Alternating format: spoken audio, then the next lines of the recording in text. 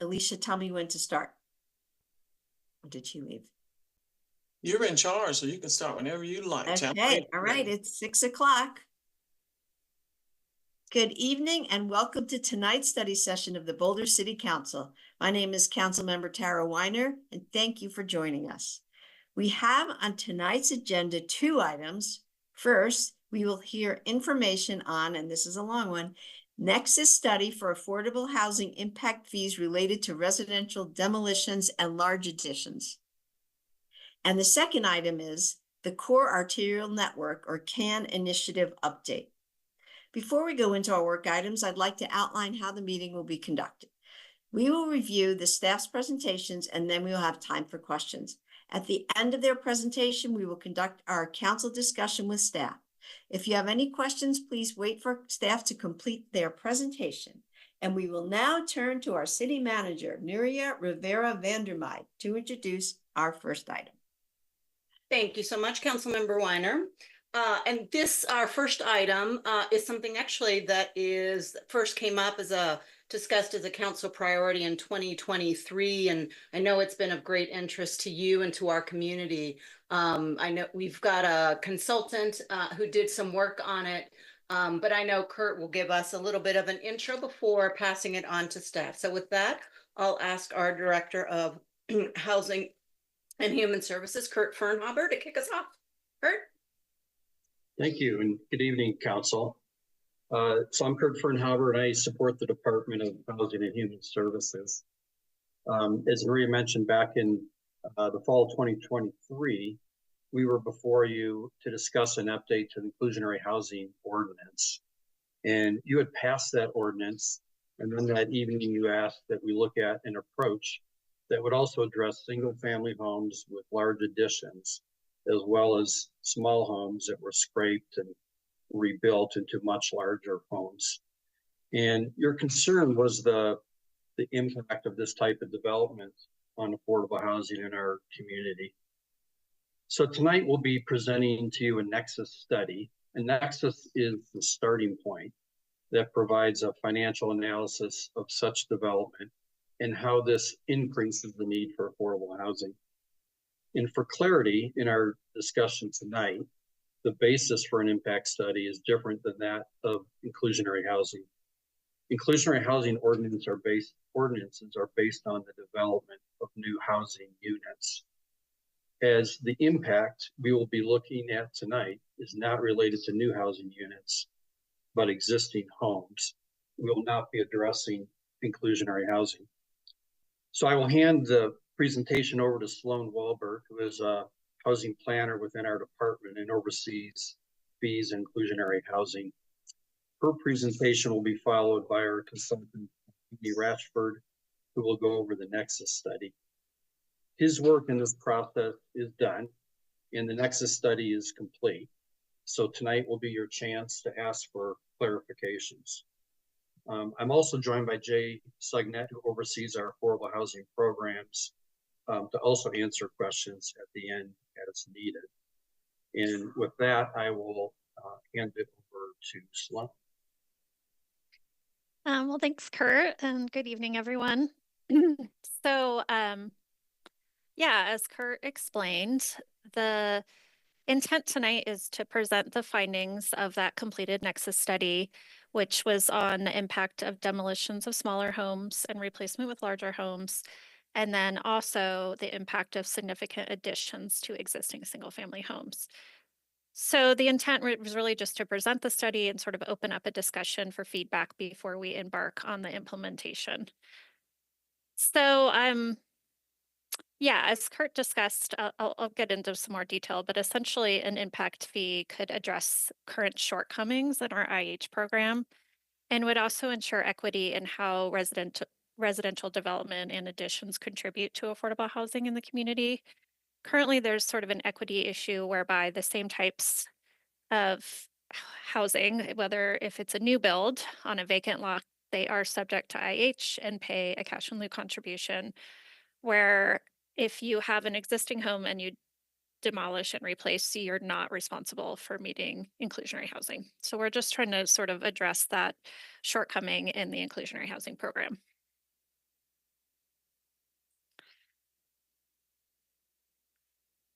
Okay, so these are the questions that were in the memo. I just sort of wanted to bring them up in the beginning so that we can sort of understand what our feedback that we'd like.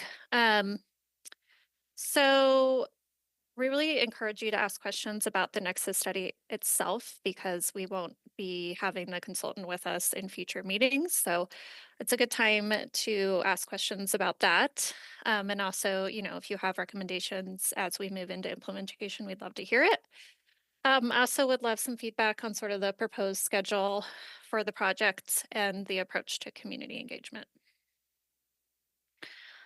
So just as an agenda, I'll cover some of the background that Kurt may not have addressed, and just talk a little bit about the affordable housing tools and the current inclusionary housing methodology. I'll talk a little bit about the trends in these types of projects, and then I'll hand it over to Andrew Ratchford to do his presentation. So as Kurt said, the need to examine these types of projects was identified in 2023. At that time, it was recognized that this was an inequity in how we were applying affordable housing requirements.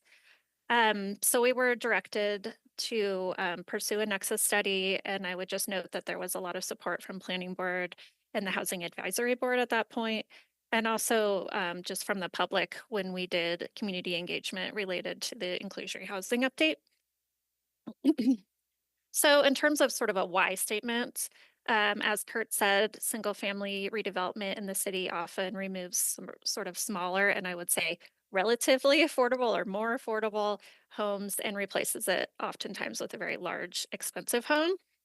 Also, substantial additions also replace those more affordable, smaller homes with larger, more expensive homes, which also reduces affordability.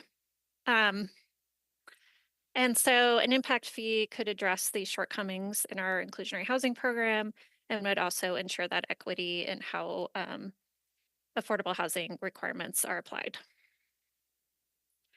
So just to speak to how a possible impact fee would fit into the larger affordable housing toolbox, so to speak, the city currently has several tools to generate affordable housing like annexation, inclusionary housing, local funding tools like property taxes and linkage fees.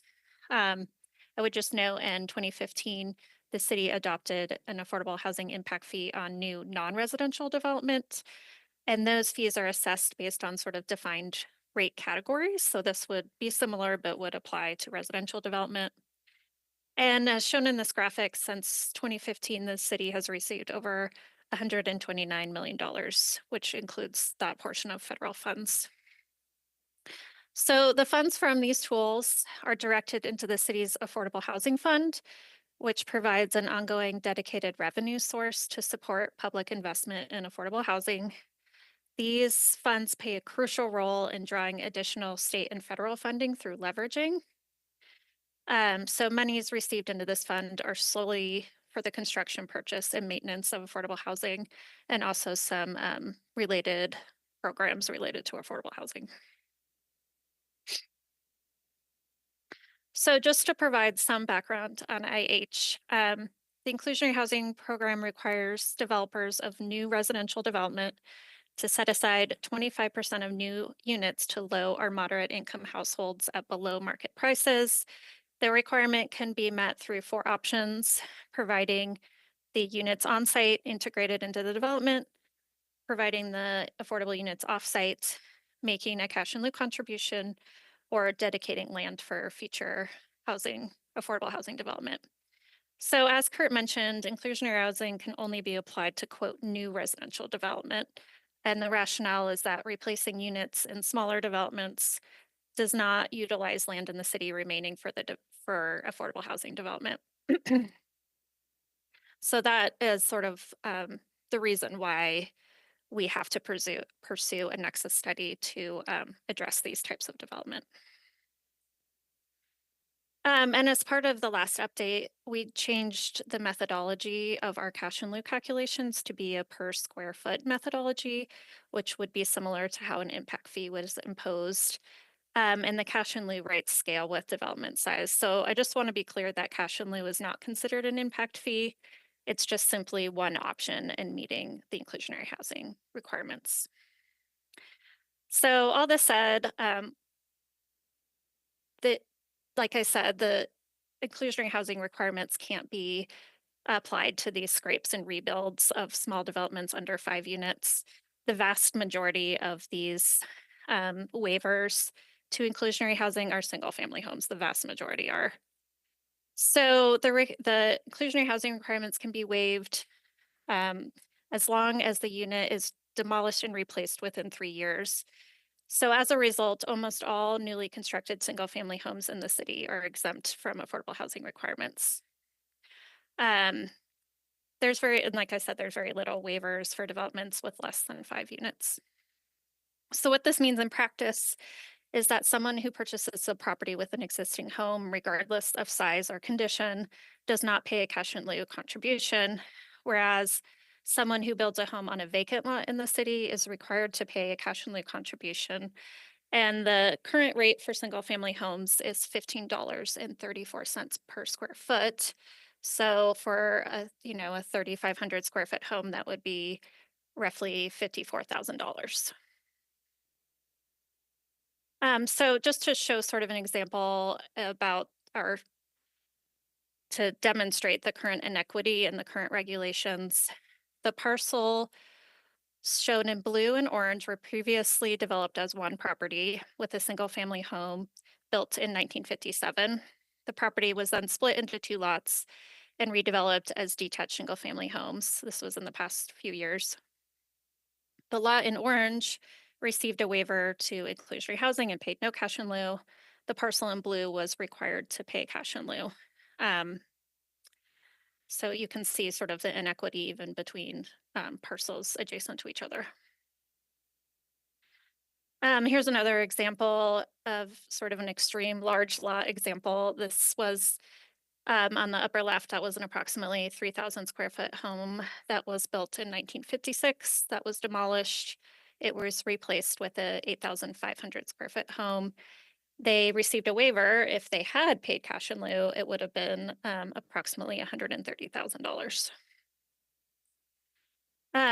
So to sort of speak to the second circumstance, currently substantial additions are not subject to any linkage fees. So even if they're substantially larger, in this case, they popped the top. I think this was about 1,100 square foot addition. Just in terms of trends, you can see there's sort of a relatively steady amount of these types of projects. And you can also see in the second column that the majority of homes were exempt from inclusionary housing. It averages about 23 replacements a year and about 35 additions a year. And I think the consultant will talk to this a little bit, but they estimate that revenue from a possible impact fee would be about $1.2 million annually.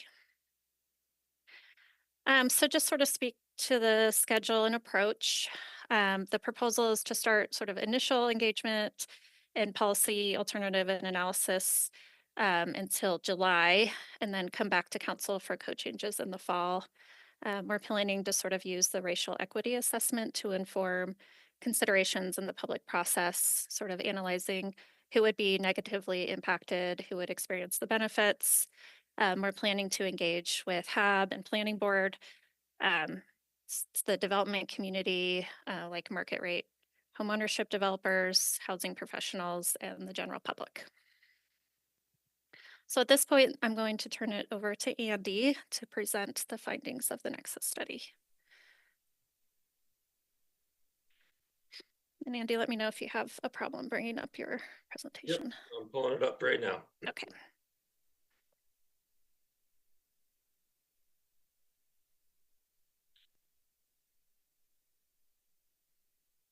All right, am I good, Sloan?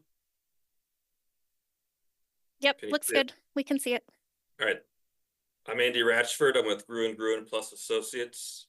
We prepared the Nexus analysis. I'm going to try and essentially run through what's a long technical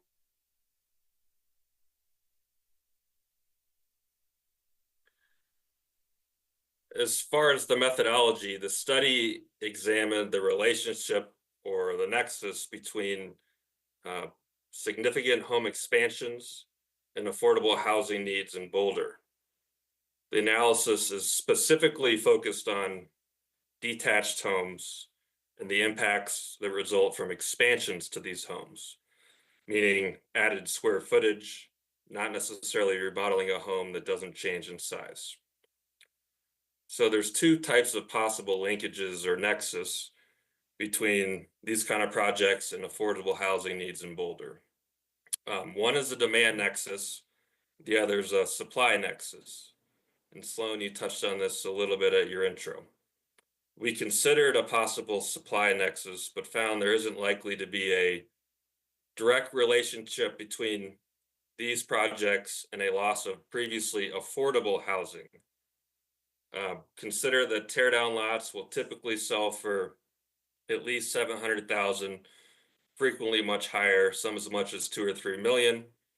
So while these projects do certainly remove lower priced or less expensive homes from the housing inventory, in most instances, this doesn't equate to a direct loss of housing that it would have been otherwise affordable to low, moderate, or middle income households in Boulder.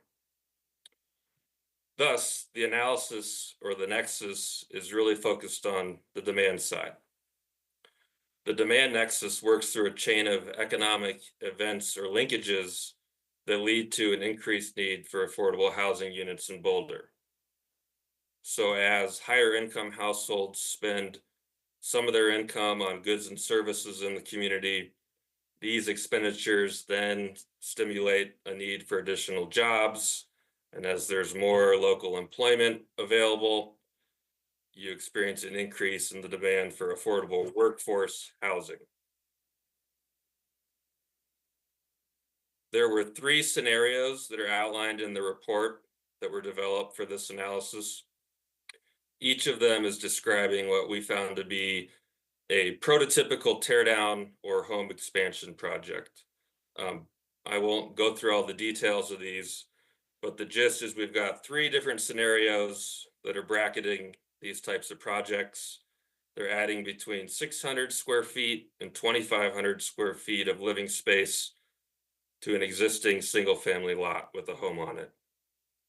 The new or the expanded homes are estimated to increase in value by about $875,000 to $3.5 million. This is, again, the increase in value, not what the expanded homes would sell for. So, for example, in scenario A, which is the purchase of a smaller 1,200 square foot home for a little more than $1 million, that purchase, or 1.1 million, is the land value. The home is demolished and replaced with the larger 2,800 square foot home that we've estimated would typically sell for or have a value of something like $1,100 a square foot, which is a little more than 3 million. So again, the increase in the home value, still just one unit, is around $2 million. The next step in this analysis is to estimate the income required to purchase this expanded home. The annual income required to purchase these homes is estimated to range from $200,000 to $640,000, again, higher than the incomes that would have been required to purchase the smaller homes they're replacing. So if you're kind of following me so far in the logic, we've established 2 connections. Number one, that new or expanded homes do sell for considerably more than the smaller homes that they're replacing. And 2, that these new expanded homes are more likely to be occupied by much higher income households. The next step is to quantify how these households and their higher incomes do contribute to increased workforce demand in Boulder. Based on an economic impact analysis, we've estimated that about 3/4 of one job to a little more than 2 jobs are likely to be created for each one of these 3 home expansion scenarios. The last step is then to convert these additional jobs into affordable housing needs. This calculation factors in household sizes, assumptions about commuting, income levels, and so forth, with the bottom line results indicating a need for additional affordable units that basically ranges from 0.15 to 0.45 units per project. So roughly one additional job for every 2 to 6 home expansions, if you will. The affordable units needed reflect an assumption that 2/3 of the workforce generated by these types of projects will live in Boulder. The remaining third of workers generated are assumed to commute into Boulder, whether for lifestyle preferences or other economic reasons. So we've established what the employment impacts are, what the workforce generation is, and then what the housing needs are related to these two items. But we haven't quantified what it would cost the city to address these affordable housing needs. And that's where the example up on the screen of a gap analysis, that's where this becomes relevant. And what we're doing is quantifying the difference in typical costs between a market rate housing unit and an affordable housing unit in Boulder. So for the purpose of this nexus fee and analysis, I'd say we're basically estimating the one-time subsidy that would be required to house these workers generated in modest existing units in Boulder. So let's consider an ownership unit that would be affordable to a household earning 80% of the area median income. We've estimated a gap of about $220,000 per unit relative to a market price for an existing condominium or townhome in Boulder. The average resale prices over the last year for smaller 1 and 2 bedroom units, I think were about $540,000, while an affordable purchase at 80% AMI for these types of units would be about $320,000. So that's where this gap of $220,000 comes into play. When you consider the full spectrum of housing needs generated, at different income levels and different household sizes, the average gap is estimated to be about $100,000 per affordable housing unit.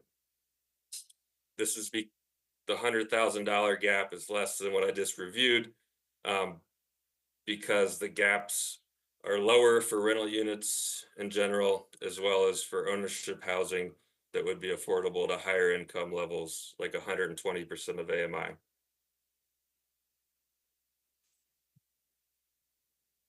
The last step in the demand nexus is to quantify what these two things mean as far as a maximum fee that could be justified or substantiated. So for a smaller lot tear down and replacement, which is scenario A here on this table, the maximum fee is about $25,000, which equates to $15 per square foot of additional living area. The same process repeated for a few other scenarios. Scenario B, which is a larger lot tear down, the maximum fee would be about $44,000 or $18 a square foot of added living space. And the maximum fee for a smaller home addition, not a tear down, could be around $14,000 or a little more than $20 per added square foot. The reason the fees aren't one consistent number per square foot doesn't really have anything to do with the size of these hypothetical projects per se. It's because slightly different assumptions, like what the finished homes would sell for, what's the relationship between a buyer's income and the sales price, assumptions like those differed for these scenarios, just so we could rely on secondary data and apply consistently. And I'm only mentioning this because it's not to suggest that we're trying to split hairs per se and imply that scenario A and scenario C should have majorly different fees applied to them. We've got a couple examples, and before I review them, I just want to emphasize that the maximum fees I just reviewed of roughly $15 to $20 a square foot, as well as all the assumptions and estimates that are used to arrive at those numbers. These are Boulder specific estimates with characteristics and data that's specific to the city of Boulder. It's not drawn from other communities or case studies, if you will. However, I do want to summarize a few other impact fee programs or taxes that apply to single family units in different places. And my hope is that maybe this provides a little bit of context for the recommendations. And I also think it demonstrates that there isn't necessarily a standard approach for this type of a fee as far as housing. Most other policies vary pretty widely in both their structure and what kind of projects they apply to. Quickly, a few examples. Evanston, Illinois, North Shore, Chicago, they have a demolition tax. This is just a fixed amount per home if you demolished at least half the structure or more. Denver has linkage fees that apply to smaller single family developments, including tear downs. They exempt additions that are smaller than 400 square feet. And starting in a few months, the fees are basically $5 to $8 per square foot. Los Angeles has a similar program, except they exempt much larger additions and the fees are much higher. Aspen has mitigation requirements that are essentially the same as an impact fee. And there's different calculations required for different projects. Regardless, the fees are very high, ranging from $40 to $45 per square foot. As far as what we're recommending based on the nexus analysis, if Boulder does impose a fee, we'd recommend establishing one per square foot fee that would be applied equally to all projects. And based on the analysis I just really quickly walked you through, we think the fee probably shouldn't be any more than $15 per square foot of additional living space. So for example, a home that replaces a demolished structure with 2,000 additional square feet would pay a fee of about $30,000. Similar to one of the examples Sloan had up earlier, let's say a second story pop top or home addition that's adding 1,000 square feet would be subject to a fee of $15,000. We've suggested limiting the fee to only new construction or alteration permits that increase the home size by at least 500 square feet. So this means if somebody's adding a smaller ADU of say 400 square feet, that would be exempt from this hypothetical impact fee. It also means, as I touched on at the beginning, that major remodeling of existing homes wouldn't be affected by this fee if they're not adding square footage.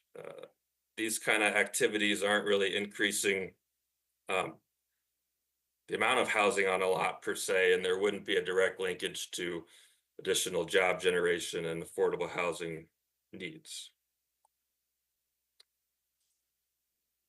Given the number of these replacement and expansion projects that have occurred in a typical year in Boulder, at least going back to 2017, 2018, the imposition of the recommended $15 square foot fee would probably generate around $1.2 million each year in affordable housing funds. Most of this is for replacements and tear downs, not smaller home additions. And then for some more perspective, we've just shown if the recommendation moves forward, what it would mean in dollar amounts for these scenarios and how that compares to a small list of other communities that have similar fees. Again, they all differ in what kind of project is exempt, how the fees are calculated, but the gist is Boulder would be comparable to Denver, Portland, Santa Cruz, California, communities like that.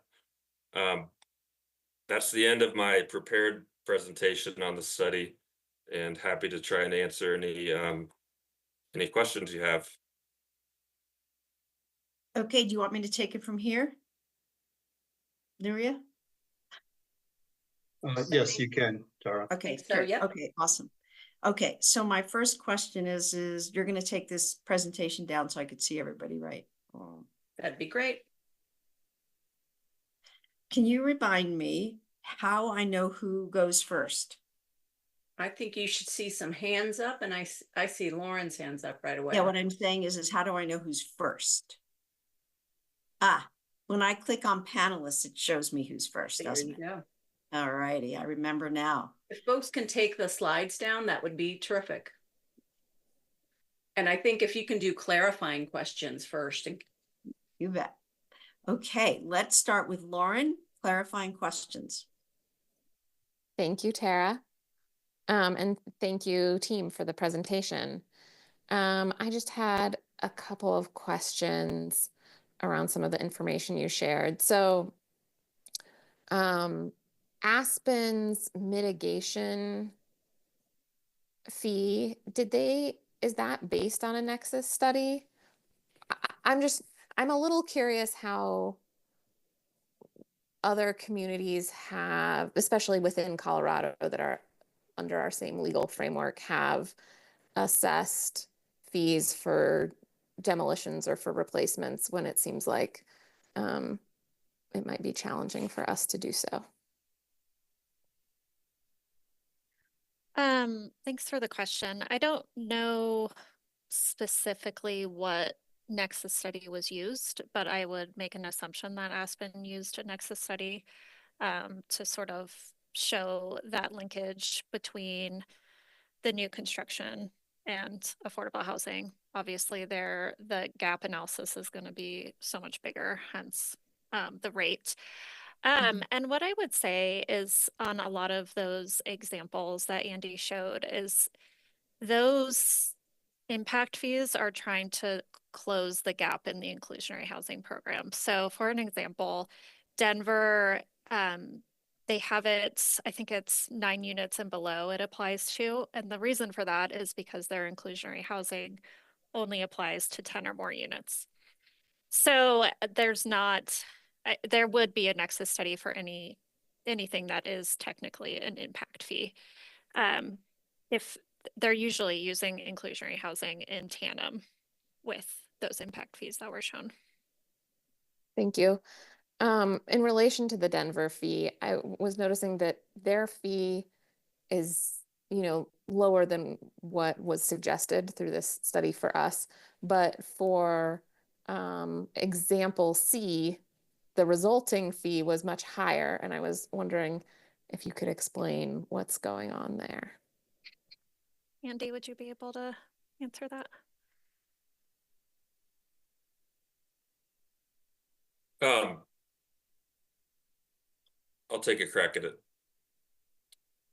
Denver has, they have two categories, but let's say one of the fees is $8 a square foot. That $8 applies to the whole new project, meaning even if you're only expanding a home by 500 square feet, so the home ends up going from 1,000 to 1,500, you're paying $8 times 1,500. We've suggested a fee that's based on the additional square footage, if that makes sense. So when you compare apples to apples, the teardowns would be similar in price, in cost between what we've suggested and how Denver collects the fees. And there's some nuance in the way they impose these for additions. I couldn't tell you a whole lot more. We didn't really study it or try to mimic it, other than asked a few questions to make sure what we were presenting was accurate. Okay. I'll let some other people have some questions. I might have some more later. Thank you. You may ask more later. Okay, next we have Ryan. Thank you, Sloan and Andrew and team, for a very nice presentation, very easy to follow. Welcome, Andrew. I just have one question, I think, and forgive me if I've if I'm missing this. But listening to the presentation and also seeing the hotline from Councilmember Wallach and Kurt's response to that, I just wanted to explore the sort of idea that this could be something to drive behavior, or it could be something to raise revenue. And the strategy is deliberately not to change behavior, but rather to raise revenue in order to cover impacts on the community in a way that will not deter the developer's building plans. So if I have that right, I guess I'm just would love to know a little more about I guess the point of that decision. And maybe this is like super basic and I'm just missing something obvious, but I'm just curious to know about the prospects of a policy that would be more focused on encouraging, well, improving the economics that would induce developers to consider smaller and or more efficient multifamily type settings. And if that's something that we had looked at and then ruled out, or it's just not legally possible or whatever. But if you could just talk about what got us to the decision of saying this is going to be for raising revenue and not behavior change. Thank you. Yeah, so you are correct. We're not trying to sort of encourage a certain type of behavior. And that is really tied to the legality of an impact fee. I don't know if Teresa has anything to add, but it has to be, to avoid a takings clause, you have to show that direct linkage between what you're asking from a developer and the actual impacts on affordable housing. So it can't be an artificial number to sort of discourage a type of development. I mean, I would say that there are some ways in the implementation that you can encourage, say ADUs or something like that, but the intent can't be to encourage or, discourage a certain type of behavior. Okay, I think that's it. Thank you. Okay, oops, I'm not used to, forgot it's my turn now. Okay, Nicole, I believe you're next, or Tina, did you raise your hand first? Do you remember? Does anyone care who goes first? Yeah, thank you. And thanks so much for the presentation. And I love the memo as well. It was just a very easy to follow report for some really complicated material. So thanks for that. My question is just around the job estimates that were used. Did the job estimates account for the jobs that were involved in, or that would be involved in building the home or doing the renovations? Or does it really, the jobs estimate just sort of starts from when it exists after that has been done? Yeah, Andy, could you take that one? Sure. The employment impacts are referred to are for permanent jobs in Boulder related to household spending. So the short answer is no, it's not quantifying temporary jobs. Yep.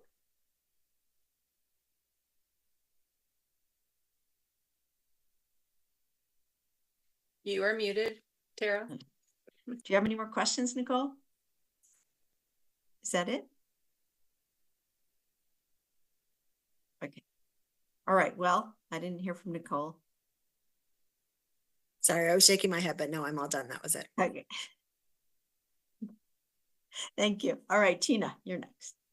Hey, thank you. I just had a question about the model itself and the predictive value. What was the time period that was used to kind of create the modeling? I think it's called the RIMS model. And how our numbers are very small. We're a fairly small city, but how would we have noticed that impact even just looking out into our community and experiencing our community? Yep, go ahead, Andy. Yeah, so the data is always a few years old. There's a sort of a long lag with some of this information that was used, but it's the most currently available for Boulder. As far as noticing how these projects have affected jobs and needs on the ground. Is that your question, or am I understanding correctly? Yeah, I mean, it's these numbers are so small that I'm not sure this is even a good question, but you know, I hear more of retail closing, and so, and one of the big job categories was retail. Right. And so because it's so small and there's so many other, you know, factors happening with online shopping or with AI increasing productivity or merging of health services and telehealth. I was just curious if we would really actually see those impacts because of some changes in some of the highly indexed jobs that were in the model. We haven't assumed or made assumptions about the future. We're just trying to capture a snapshot of yesterday, if you will, and apply it to what we know is happening with these sorts of projects. So I hear your point being, you know, retail industry is increasingly moved online. So those jobs may not be in Boulder. So I'd acknowledge that it may be imperfect, but it's as precise as we can get on the subject. And obviously, as you mentioned, you know, it would be impossible to trace on the ground how many jobs created for 32 new homes and the households that are living in them when you have jobs being lost or relocated for a myriad of other factors. So we're just trying to isolate what the possible impacts of spending from the households in these kind of projects might support. And then I had a general question, which is perhaps out of scope, but we have another impact in our community where we transition affordable single-family homes or more older single-family homes into multi or rental units for students. Basically, we're in, you know, in a college town. Has there ever been a nexus study about what impacts might happen in that case when it goes from a home that was more affordable with maybe a couple and a child to 4 to 8 college students? I'm not aware of us doing a nexus study on that. Okay. Well, thank you so much. Appreciate it. All right, then. I have a bunch of questions. It looks like, oh, Lauren, did you want to ask your question first? I see your hands up again. You should go first. You haven't asked any yet. It doesn't matter. You go first. All right, you're running the meeting. Let's see. I guess I just wanted to confirm because Tina was getting into a little bit of like what this Nexus study does and doesn't cover in terms of the capture, in terms of the reductions in affordability. So is it correct to say that this only captures reduction in affordability due to increases in jobs related to larger homes and doesn't include kind of the intrinsic loss of affordability due to making our more affordable housing stock less affordable? I'll try and answer this, Andy, and you can jump in if you want. So, when he had the slide that kind of showed the supply and demand nexus, the finding was that the actual removal of relatively affordable housing was not to the extent that we expected. The real impact was in that jobs spending impact in the community and the impacts on the need for affordable housing rather than the removal of relatively affordable.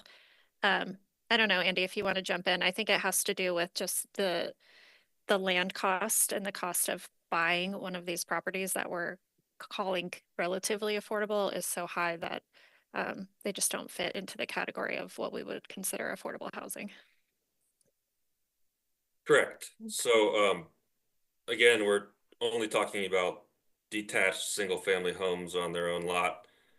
And as far as this, the analysis and the fee we've suggested, by affordable housing, we're referring to 120% of AMI or below. So even a relatively affordable $700,000 home, certainly a lot less than 2 million, it's still not affordable to anything close to 120% AMI. So I guess the answer to your question is correct. We're not quantifying any loss of affordable housing. We're only quantifying additional needs for affordable housing, if that makes sense. Yes, thank you. Okay, see that? That was one of my questions, Lauren.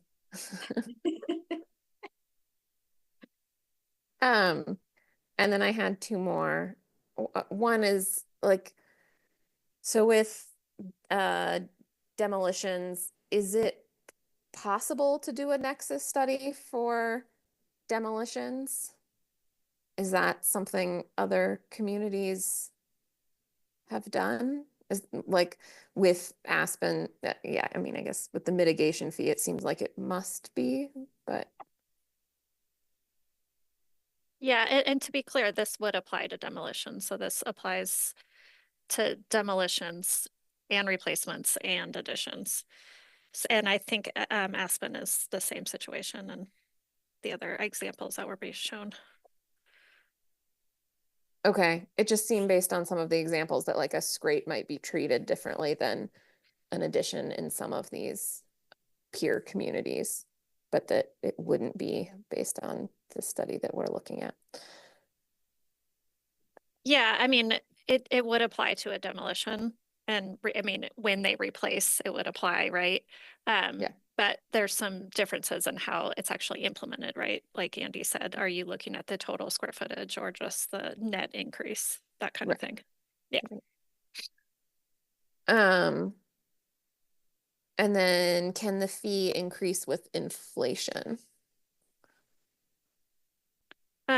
So that is a possibility, and that is how our proposal would probably be to just follow the same methodology that we applied to the other linkage fees, which is, yeah, there's an increase for inflation every year. Thank you. Mm-hmm. All right, I'm going to go now. So my first question is, so this is mostly focused on the supply nexus didn't work out. This is how I, as a layperson, hear it. But you're focused more on the demand nexus. But I guess my question is I don't feel like we'll ever in the world have enough affordable housing for both people that work here and people, let's say our unhoused community, we're trying to find places for them. There's a lot of things we use affordable housing for.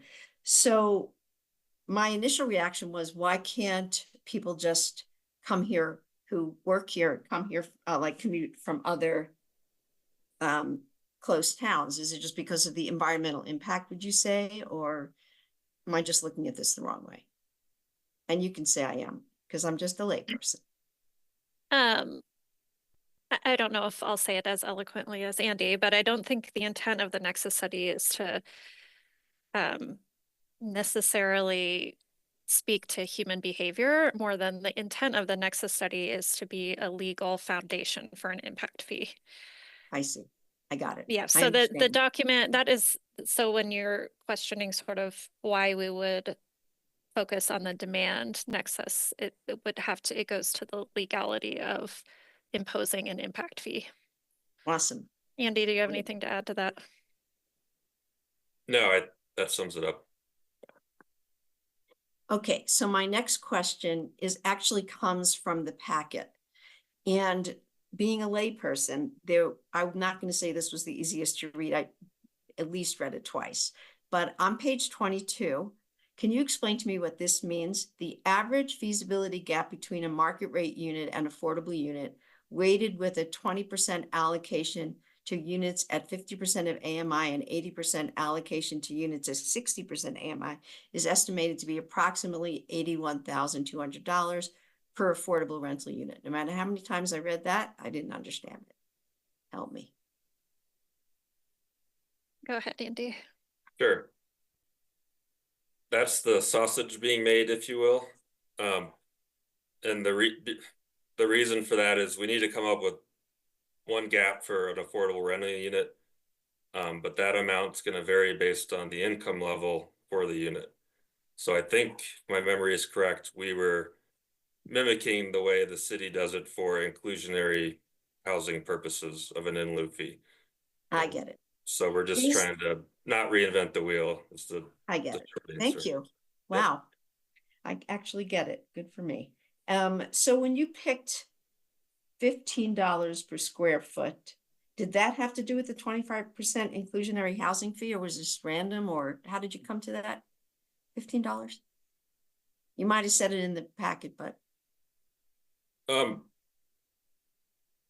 it was somewhat random, as in we weren't specifically trying to come up with a fee that was similar to the other fees you have. The short answer is it's the outputs of all the assumptions and estimates that I quickly ran through for 3 different scenarios. So if you remember, they ranged from 15 to 23. That would be the maximum. We're suggesting that you focus on the lower end, so you're not exceeding the maximum for certain types of projects, which could get why would we even do the maximum? Why wouldn't we do like 10? I'm just wondering. Anything below the maximum would be legally permissible. Okay. Okay. I understand. And then the 500 square feet, was that also random? I don't know if you want to answer that, Andy, but I mean, I don't mean that in a mean way. I'm just blunt. I think for staff's perspective, it, essentially is random, and that we were trying to pick an appropriate number to evaluate what a significant addition constitutes. And then in terms of how it would be applied, it would, allow for more moderate income families to make, additions and improvements to their home. Allowing for like an extra bedroom or something like that. Andy, do you have anything you want to add?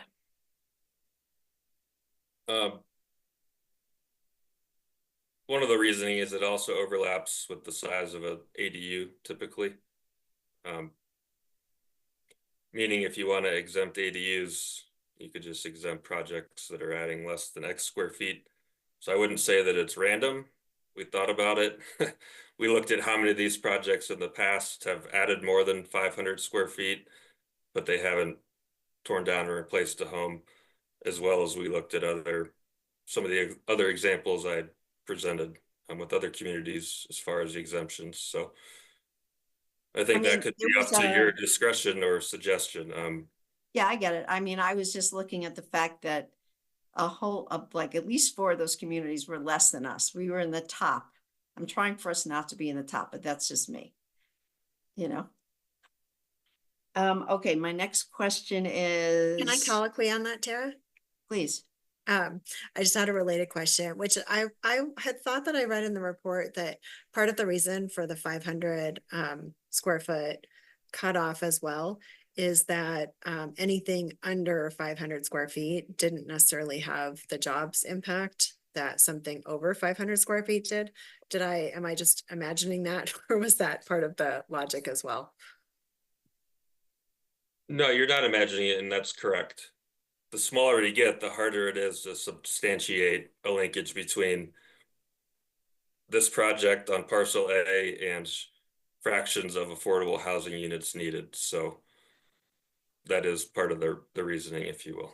Okay, thank you. So just from like a justification perspective as well, 500 square feet is kind of the cutoff there. I see. Thanks, Nicole. All right, 2 more questions and then I'm done with my questions. The first one is a community member wrote this. I agree with members of the planning board who said the fee should go further and earmark the money for middle income families, many whom are not eligible for affordable housing benefits. So I guess my question is we're not allowed to use this money for middle income, aren't we not? Or am I mixing something up here? She said she heard it at planning board, but I didn't hear the planning board meeting. So I'm wondering if this can or can't be used for middle income earmarking. I don't think it can, but I wanted to confirm that. Well, it would be an implementation choice. We do have current programs aimed at middle income, so it would go into the affordable housing program, and as a policy, we could utilize it for that. I don't know, Kurt, did you hop off mute for a reason, or? Yeah, thanks, Sloan. So it would be able to be used for affordable housing projects of different AMIs from 0 up to 120% of area median income. So it would cover middle income. Because it's I think it would be a challenge though to target the revenue from this impact to a particular aspect of the affordable housing program. So I think keeping it broad would probably have the biggest impact. Okay. Okay, here's my last and final question, everybody. A community member who's also on the planning board, Mark McIntyre, he wrote an email and it asked why. Okay, so let's say that you know, my biggest problem is with, for some reason, with these additions, because if you live in South Boulder and your house is like 1,000, let's say, square feet, and that is pretty small, and you want to double it to 2,000, that's not like gigantic either. I don't want to disincentivize people from building additions because I want to keep families here, and I don't want them to move to Louisville so they can get more for their house.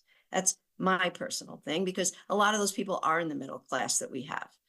So my question is why wouldn't you, or can we instead, okay, so let's say that you build a 600 square foot addition. So that means you're 100 feet over. Instead of paying 100 times 15 square feet times 15, which is 1,500, you have to pay 600 times 15. Is that right? Square. Am I doing that wrong? Yes. That is one option, but you Okay. could have, you know, waivers like I'm assuming you're speaking to. Well, I mean, would it be possible to start at 500? Let's make believe we picked 500, okay? Which I'm not even saying I want to, but let's just say we did. Why would we not start at 500 and then everything under that is exempt? So if you're building 600 square feet, because I don't want to like disincentivize, you know, whatever word you want to use. Why wouldn't you, or can we just do the extra from 500 to 600, let's say, square feet? So like 100 times 15, so 1,500, so that the impact of the addition is less than a massive amount. I mean, like somebody's entire furniture budget, right? Because a lot of the people we're talking about, especially in South Boulder, Martin Acres, et cetera, they have pretty small houses that families are going to have a hard time living in. Plus, there's a lot of them are old, but I saw them and not awesome. So I'm just asking if it's possible for us to do this, because I did like his idea. Yep, that's an implementation possibility for sure. All right, then. That just about wraps it up for my questions. Now, what's next? Nicole, did you have another colloquy? Sorry, it came up in relation to yours. So one of the other things was that this $15 per square feet fee was low enough that it wasn't expected to disincentivize anybody from building kind of what it is that they would want to. But you know, to Tara's point, there is there any evidence that the size of the home, or that the size of the starting home has a differential impact on the on whether or not $15 a square foot is going to disincentivize somebody from like doing what Tara just said, of going from say 1,000 to 2,000 square feet. Andy, do you want to cover that? And that was, I'm assuming, covered in your feasibility analysis? Yes, there's a section of the analysis if you need some bedtime reading. At the very end, it's taking this maximum fee of $15 a square foot and applying it to those three typical projects. And the short answer is we don't think whether it's a small lot with a tiny home on it or a large lot with a giant home on it, that either way it's going to have a substantial effect on the feasibility of homeowners or builders doing these projects. Great, thank you. I'm allowed to disagree with that though, right? All right, where are we? We finished our questions. What's the next thing we want to do? I think you can ask staff questions, and we put those in the chat. Okay, we have our staff questions. Let me just open that chat. Okay, question number 1 for our council members. Okay, we already did that. Does City Council have any questions and any recommendations? Aha, we did not do recommendations. And does council have any feedback on the staff's proposed schedule and approach to community engagement? It's now 7 o'clock. We have a half hour left. I think we did questions. Do we have recommendations? We can do that first. I already gave my recommendation. So we can move on to other people. Let's see. We have Lauren, then we have Tina. Thanks. So I really appreciated the time put into these recommendations. I feel, I don't know, 500 square feet to me is a pretty big addition. I guess I'm interested in looking a little bit more at kind of options around that size threshold. I'd also be interested in potentially exempting ADUs entirely, if that's possible, because I think that they are an intrinsically sort of more affordable kind of housing in our community. And then if there was an option for maybe doing a tiered fee based on the resulting square footage, that would also be something that I would be interested in. But generally speaking, I do like that we have an exemption for smaller additions, and would like to see that continue. Thank you. Okay, and next we have Tina. Did you put your hand down? Well, I did because you were going to call on me. Okay, go. So I am also would second the exemptions that Lauren just mentioned, the possibility there. I also would just like to explore, clarify what would happen if someone added 500 square feet, but in the process, they converted a home to a duplex, a single family home in areas where duplexes are allowed. Because that's a behavior that we have a special kind of interest in, or a triplex. And I'd just like to explore that if we could. I also noticed Sacramento had added into its fee an exemption for properties that are owner occupied for a certain period of time afterward. As we look for ownership incentives in general, I'd be curious about ways to lift up people who are where it is going to be an owner occupied rather than an investment property. I'm not sure if it's feasible. I don't know if it fits within the nexus fee and the legality of it, but it's something I'd be interested in. And again, we're not making a decision tonight, but those are the types of things I'm looking for. And also, as much as our whole town is sort of not affordable, unless it's affordable, part of the affordable housing program, I do want to make it easy for a younger family to add a bedroom if they need it, or for people to build space for an in-law or a grandparent or whatever, without having to leave the city if it feels like that fee is going to become prohibitive for those people. So in the engagement strategy, I noticed you had first tier engagement was the Housing Advisory Board and the Planning Board and the city appointed housing, another one, I can't remember the acronym, sorry. And then secondary was developers. But I'm wondering if we could do outreach as well to property owners and property owners with children. I think it's tough, and I don't want to expand the scope too much, but I would be interested in some input from homeowners outside of the development and the advisory community. Thanks. That is number 2, which we didn't get to yet, Tina. I'm so sorry. Well, look, However, save time.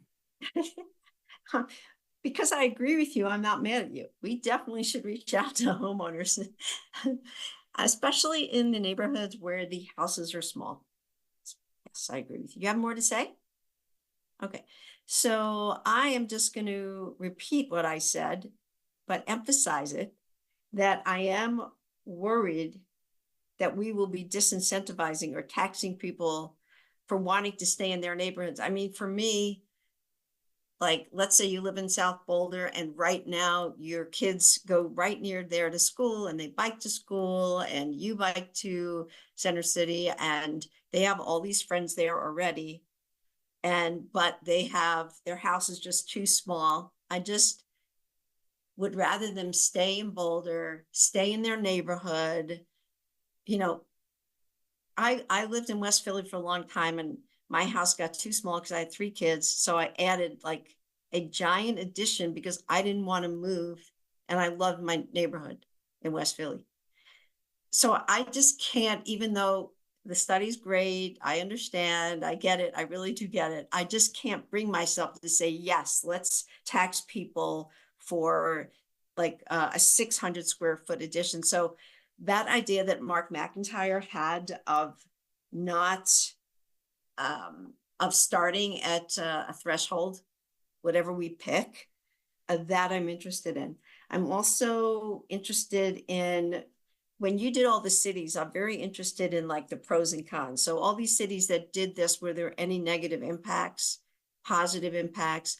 Just because the numbers, like you said, were random, I sure would like to, they weren't totally random, Nicole, but they were somewhat random. I would like to know what are the pros and cons of going lower than $15, and have any other communities that have done this had any positive or negative effects. So that's number 2.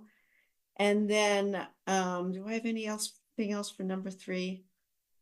I think I'll just leave it. I think what I want to say is that these are just numbers to us, but it's actually people's money. So, oh, well, big deal, $30,000, but that's a big deal to a lot of people.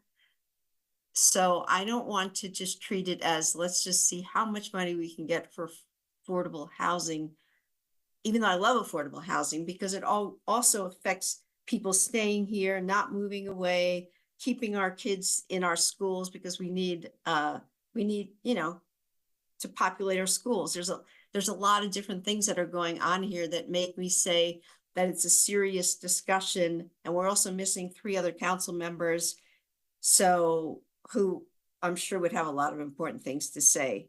So I want to really tread carefully. And the other thing that really scares me, and it scares all of us, is what's happening in the federal level, and whether or not we are being, you know, whether or not this is the time, this year is the year for us to consider this type of thing when there's havoc and the stock market is going up and down and we're not sure what's going to happen with tariffs and people losing their jobs. So, you know, I'm mixed on many levels. And so even though you were talking about 2025 being the year, I don't know that it needs to be the year. Is there a reason why it needs to be the year? So I would like us to consider not doing all these different things that we talked about last week and also this in the same year. All right, that's everything. Oh, it looks like we have more customers. Ryan. Okay, I first want to really compliment staff for finding a new way to raise revenue for our badly needed inclusionary housing program, and in a way that improves equity and is consistent with our goals to increase transit-oriented middle housing. Generally agree with the recommendations from staff, and with incorporating everything that Lauren said and also that Tina said. No. I also want to acknowledge Tara's comment about, you know, not being too relaxed about just raising fees to try and find revenue, but well, and what we are doing here in part is improving equity among those who are funding our programs. given that partly we have a situation that multifamily dwellings pay for this, single families do not, and that's a really important alignment to try to get right. So just a few thoughts in terms of some additional constructive things. I am in the camp of being interested to try to use this as a tool to improve the economics that will induce smaller, more efficient multifamily kind of orientations to the extent we can legally. And I've learned more in the presentation that we probably are quite limited in being able to do that legally. But I did hear that there's some space to try. So I would just say, as a principle, I'm very interested for us to try to use this tool to try to, induce those types of forms. One thing I guess I missed this on the question, so I'll just sort of state it as a comment. With this $15 fee, if we could make it be a progressive fee that's higher, a higher rate at higher levels of square footage, that would certainly be interesting to me, if it's to the extent it's permissible. And then related, there was some discussion about the memo from Mark McIntyre. One thing I saw in his message that I thought was interesting was distinguishing to say the current proposal would make 500 feet a threshold, such that the difference between 499 and 501 would be very significant for the developer. But if you could think of 500 as a simple exemption, so that up to 500 it's free no matter what, and then it starts. So to me that sounds interesting, if you can sort of make that work mathematically, to prevent gaming and to just encourage a more the type of aesthetic and meeting the kind of needs people have. I also wonder if, and again, if I'm getting in the weeds, I'll just try to move on quickly, but if there's maybe more of like a continuous function, where I guess it was sort of what I was saying before about if you could just have a progressive at a higher rate. So there's that, and then I noticed in the memo the feedback from planning board was quite varied. So I guess I would I know there's a lot underneath a lot of it, and I would just my general advice or hope would be just to look at pricing types of mechanisms that will tend to encourage ADUs and multifamily and smaller, more efficient units to the extent we can. And then final thing, and I'll stop. This is planting a seed. I saw or heard a lot of discussion, some discussion about the like what's in the impact study and like what is the scope of what we consider to be impact. This seems to me like a really rich area that will that gets at a lot of the things that I think we don't have time for today, but that I hope as we in the future look for additional ways to induce the kind of housing we need, maybe have chances to take a look at what do we consider to be really good practice for impacts types of evaluations that best meet our needs. So thanks again to the whole team for this work.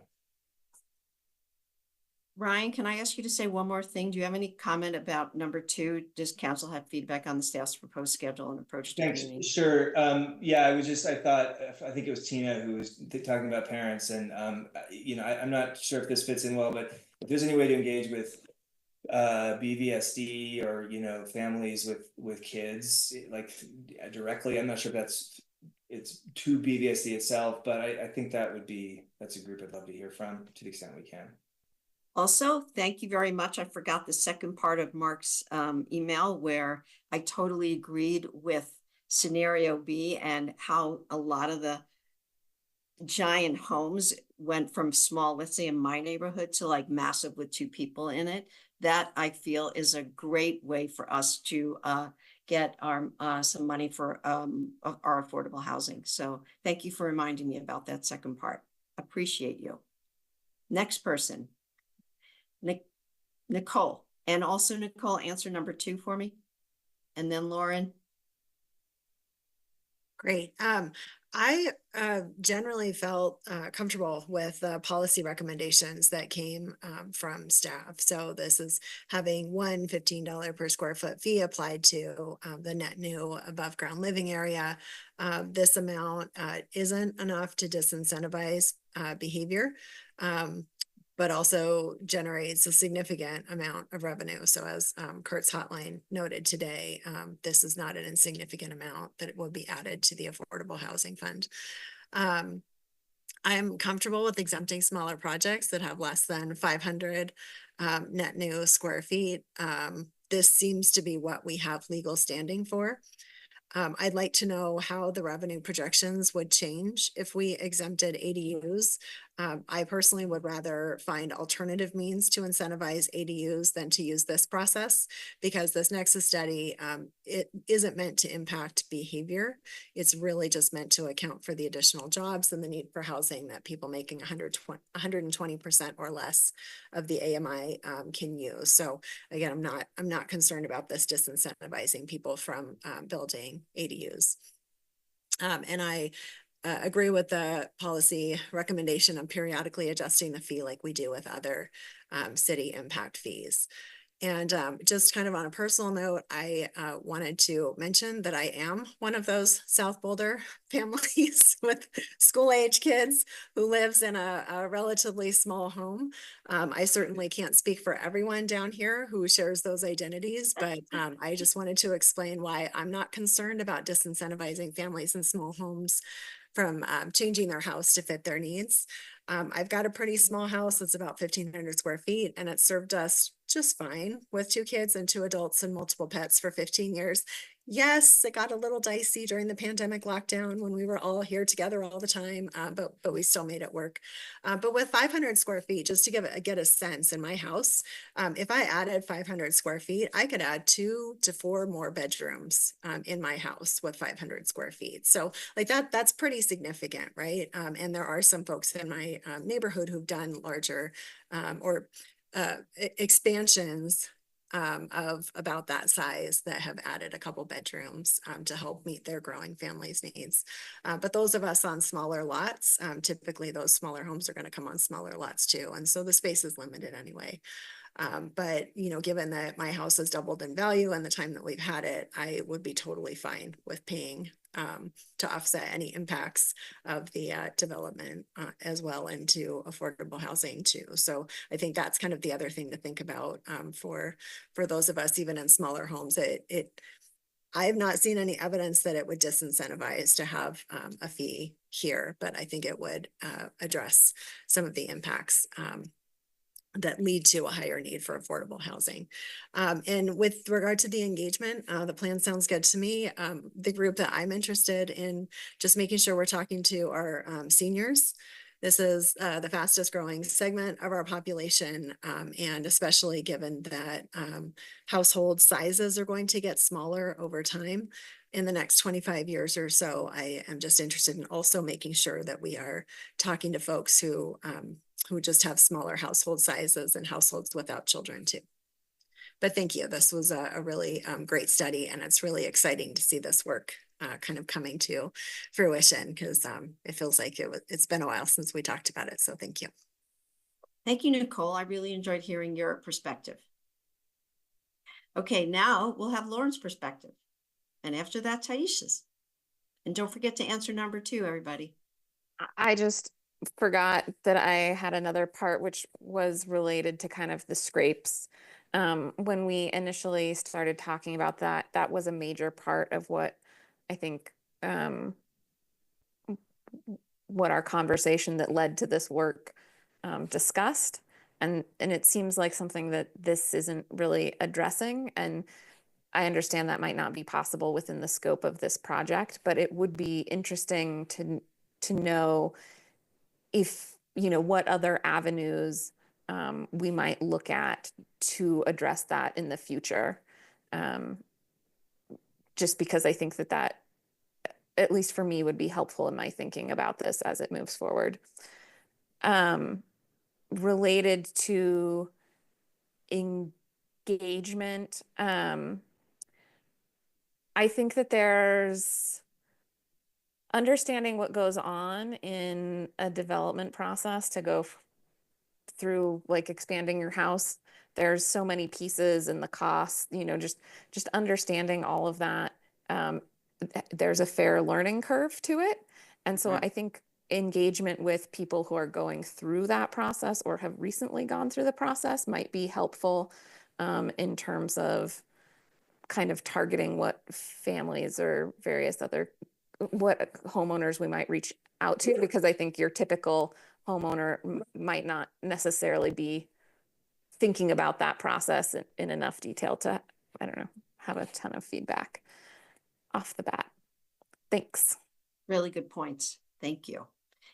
Taisha, first time we've heard from you, and I'm looking forward to it. Well, thank you.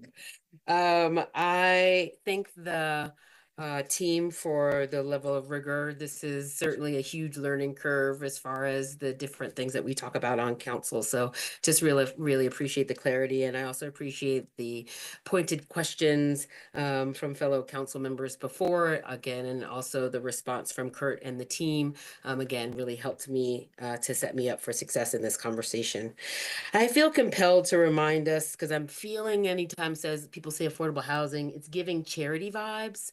And so I'm just wanting to share a reminder around our founding of the town of Boulder in 1859 with $1,000 a lot during a time that people were making $500 a year if they were paid at all.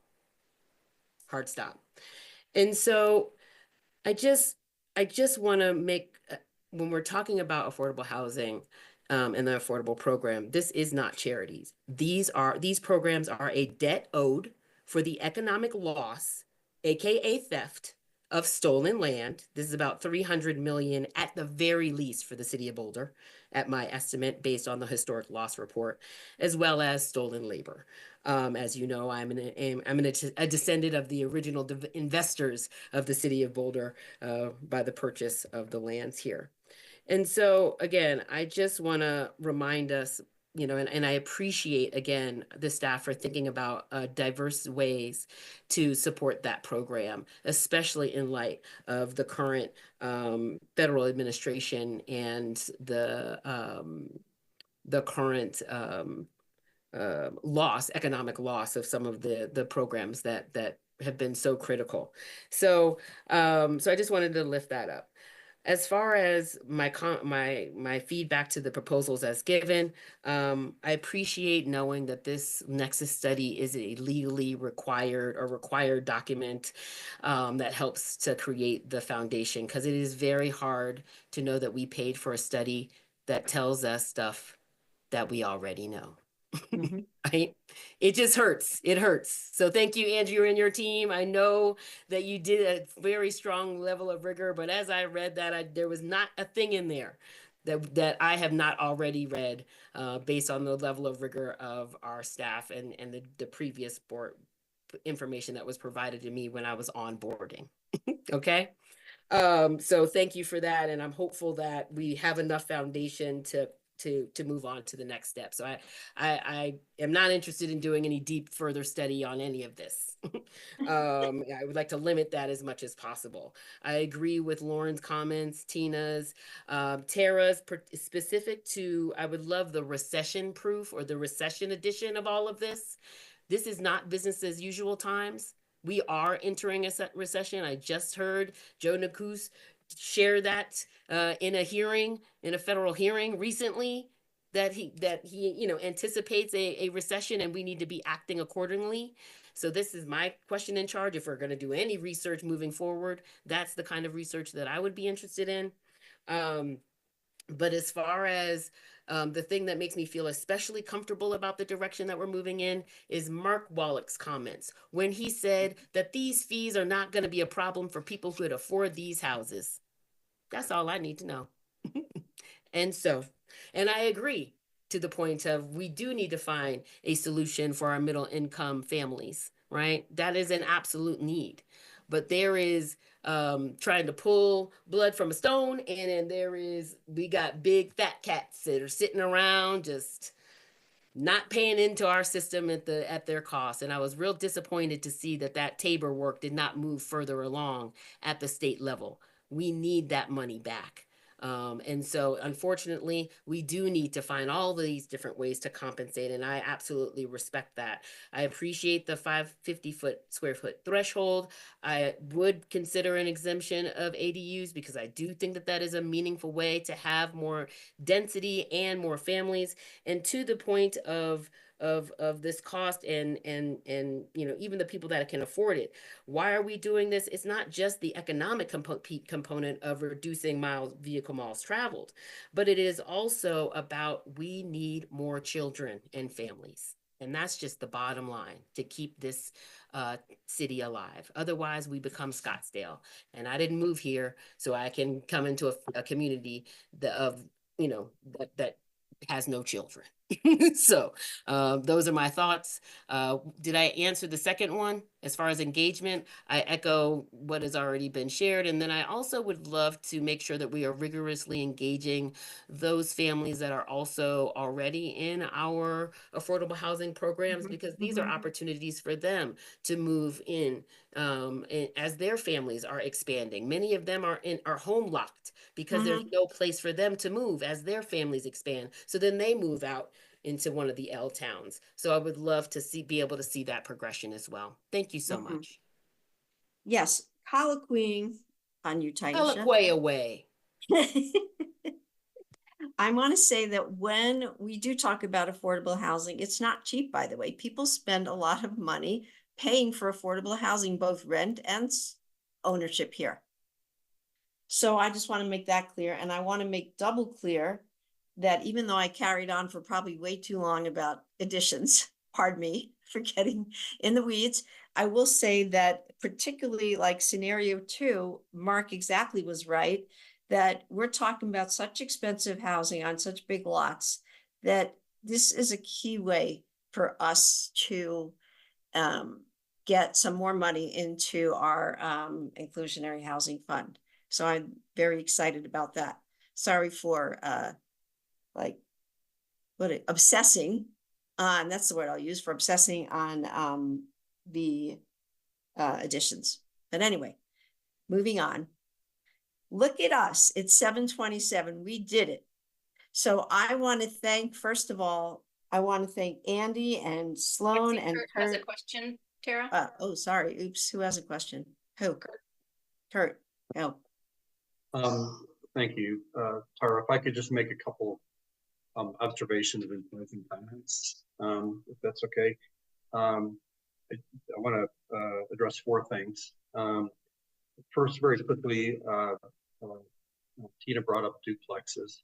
So duplexes would be covered currently under inclusionary housing. So this approach would not have an impact on that unless the square footage increase significantly for one of the units. We can go into more detail of that when we bring that back as well. And then Ryan talked about sort of a goal of creating affordable housing that was more transit oriented, better use of land, tighter development, that sort of thing. Typically, this resource is coming from single family homes on small, medium, or large lots, and the revenue is going into creating the kind of, I think, affordable housing that you're aspiring to. So I feel very good about the direction of that. And then maybe afterwards, Lauren, we could get a little bit more detail on what you're thinking about with the scrapes. We don't need to take that time here, so we can understand those concerns better.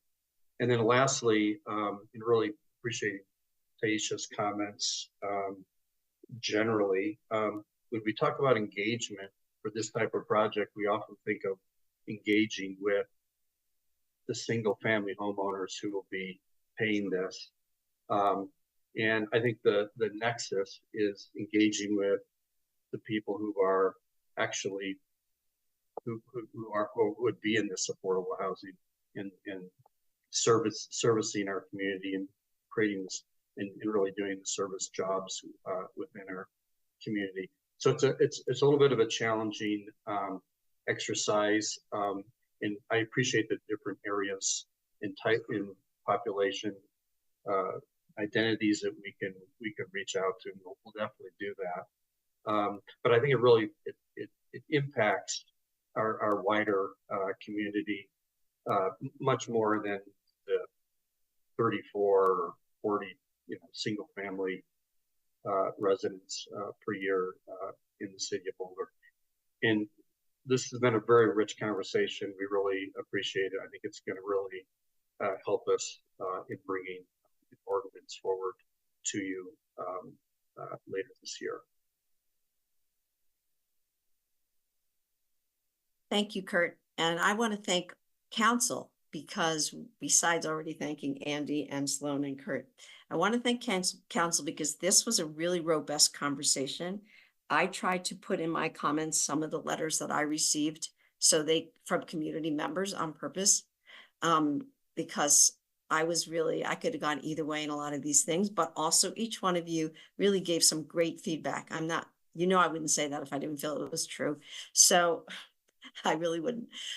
So thank you, each one of you, for your perspective. And I learned a lot listening to you all.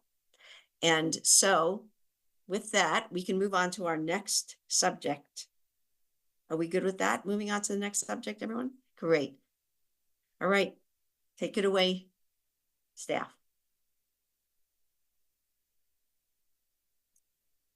Our next subject is our CAN study, our core arterial network study, and super excited to bring this update as we move forward. I didn't know if Alicia was going to pop in, but if not, I will just move forward. So excited to share this update on the core arterial network initiative. As you'll recall, it was one of council's priorities in 2022 and is in direct alignment with the city's Vision Zero goals and ongoing commitments. Importantly, I'll say it's one of our priority actions in our strategic plan, which was to prioritize transportation improvements that work to eliminate incidences of fatal and serious injury and traffic crashes to achieve our community's Vision Zero commitment. And while there's still work ahead, there's also been a lot accomplished, and I wanted to appreciate Valerie's leadership. And I know this is not something that she would like me to highlight because she's so modest, but want to appreciate her leadership and the whole team as they've continued to advance the ways and we make sure our city has comfortable and safe connections along and across our busiest streets. So with that, I will pass it over to our interim Transportation and Mobility Director, Valerie Watson. Thank you so much for that, Nuria, and good evening, Mayor Pro Tem, members of council. Again, Valerie Watson, Interim Director, Transportation and Mobility. We have much to celebrate together and with our community in terms of the incredible progress that we've made since 2022 on so much of our street network. Travel safety for all is at the heart of the project status updates that you will hear tonight. And in concert with our Vision Zero action plan implementation progress, we are surely transforming our transportation network to honor our community's Vision Zero commitment, that when mistakes do happen on our system, they don't result in death or serious life-changing injury. I'd like to recognize my colleagues in transportation and mobility for the unprecedented acceleration of our project development process. In response to council's bold vision, we have aligned our department structure and created new internal processes to accelerate our work while still performing inclusive, equity-focused community engagement. We have strategically pursued external grants and realigned our limited local dollars for both design and construction funding to support this tangible progress. And we have kept to a rigorous schedule to keep the initiative on track, often navigating multiple intensive project processes simultaneously. Over the last year, staff have certainly raised the bar, and I am honored to support their efforts every day. Tonight, we're interested to hear your feedback on this progress and confirm what you need to prepare for consideration later this summer of the 2 SEEPs currently underway for both the North 30th Street and Folsom Street projects. We really appreciate all of our TAB and council members who have come out to our community engagement events to date for these 2 projects. And while we aren't looking for specific design feedback tonight from you, we are prepared to present high-level information to prime you for the process and decisions to come. There have been a few questions in hotline about funding, and we're prepared to speak to that tonight and respond to some of the others via email soon. And I will quickly mention that we are optimistic that we will retain our current grant funding and continue to compete well for the external grants that fuel this progress, and that we will be able to navigate any changes in the funding landscape that may occur. This department has been successful in winning grants through many federal and state administrations over the past 25 years. We are built for resilience. And now it is my pleasure to turn it over to Melanie for the presentation. Thanks, Valerie, and hello, City Council. I had asked for someone to advance my slides. Is that possible? Great. Thank you so much. Next slide, please. So as Valerie said, my name is Melanie Sloan. I am Principal Project Manager in Transportation and Mobility, and I'm joined by several colleagues who are advancing work on the Core Arterial Network, or CAN. And tonight I'm presenting an update on the department's work plan for the CAN, along with some updates on active CAN corridors, including the 3 priority corridors. I'll share next steps and close with an update on the CAN funding strategy, building on what you just heard from Valerie. In tonight's study session, we're here to provide background and new information on the CAN program with a focus on 2 CAN projects. And our questions ask you to focus on that CAN progress, funding strategy, and the Community and Environmental Assessment Process, or SEEP, because you will need to make 2 decisions on these project SEEPs this summer. The presentation highlights a lot of the content you've seen in the memo, and we look forward to your clarifying questions about the CAN and SEEP process at the end of the presentation to prepare you for those future actions. Next slide, please. So let's start with a look at the work plan. Next slide. This map remains our North Star. The CAN corridors and study areas prioritized for our department by Council in January 2022 and reaffirmed as a priority in 2024. Next slide. We've updated our work plan schedule. That's an attachment to your memo, and it reflects our current activity. And of note is the accomplishment of the goal of initiating community engagement and conceptual design by 2025 for the 3 priority corridors, Baseline Road, Iris Avenue, and Folsom Street. And there's more good news to share. Next slide. So let's take a quick look at some of that. Next slide. Since our last update to you in May of 2024, staff have advanced or completed multiple CAN projects detailed in your memo. Our 15 active projects in various stages of design, engagement, and construction. Next slide. Highlighted in blue on this map are CAN projects recently completed or having begun construction.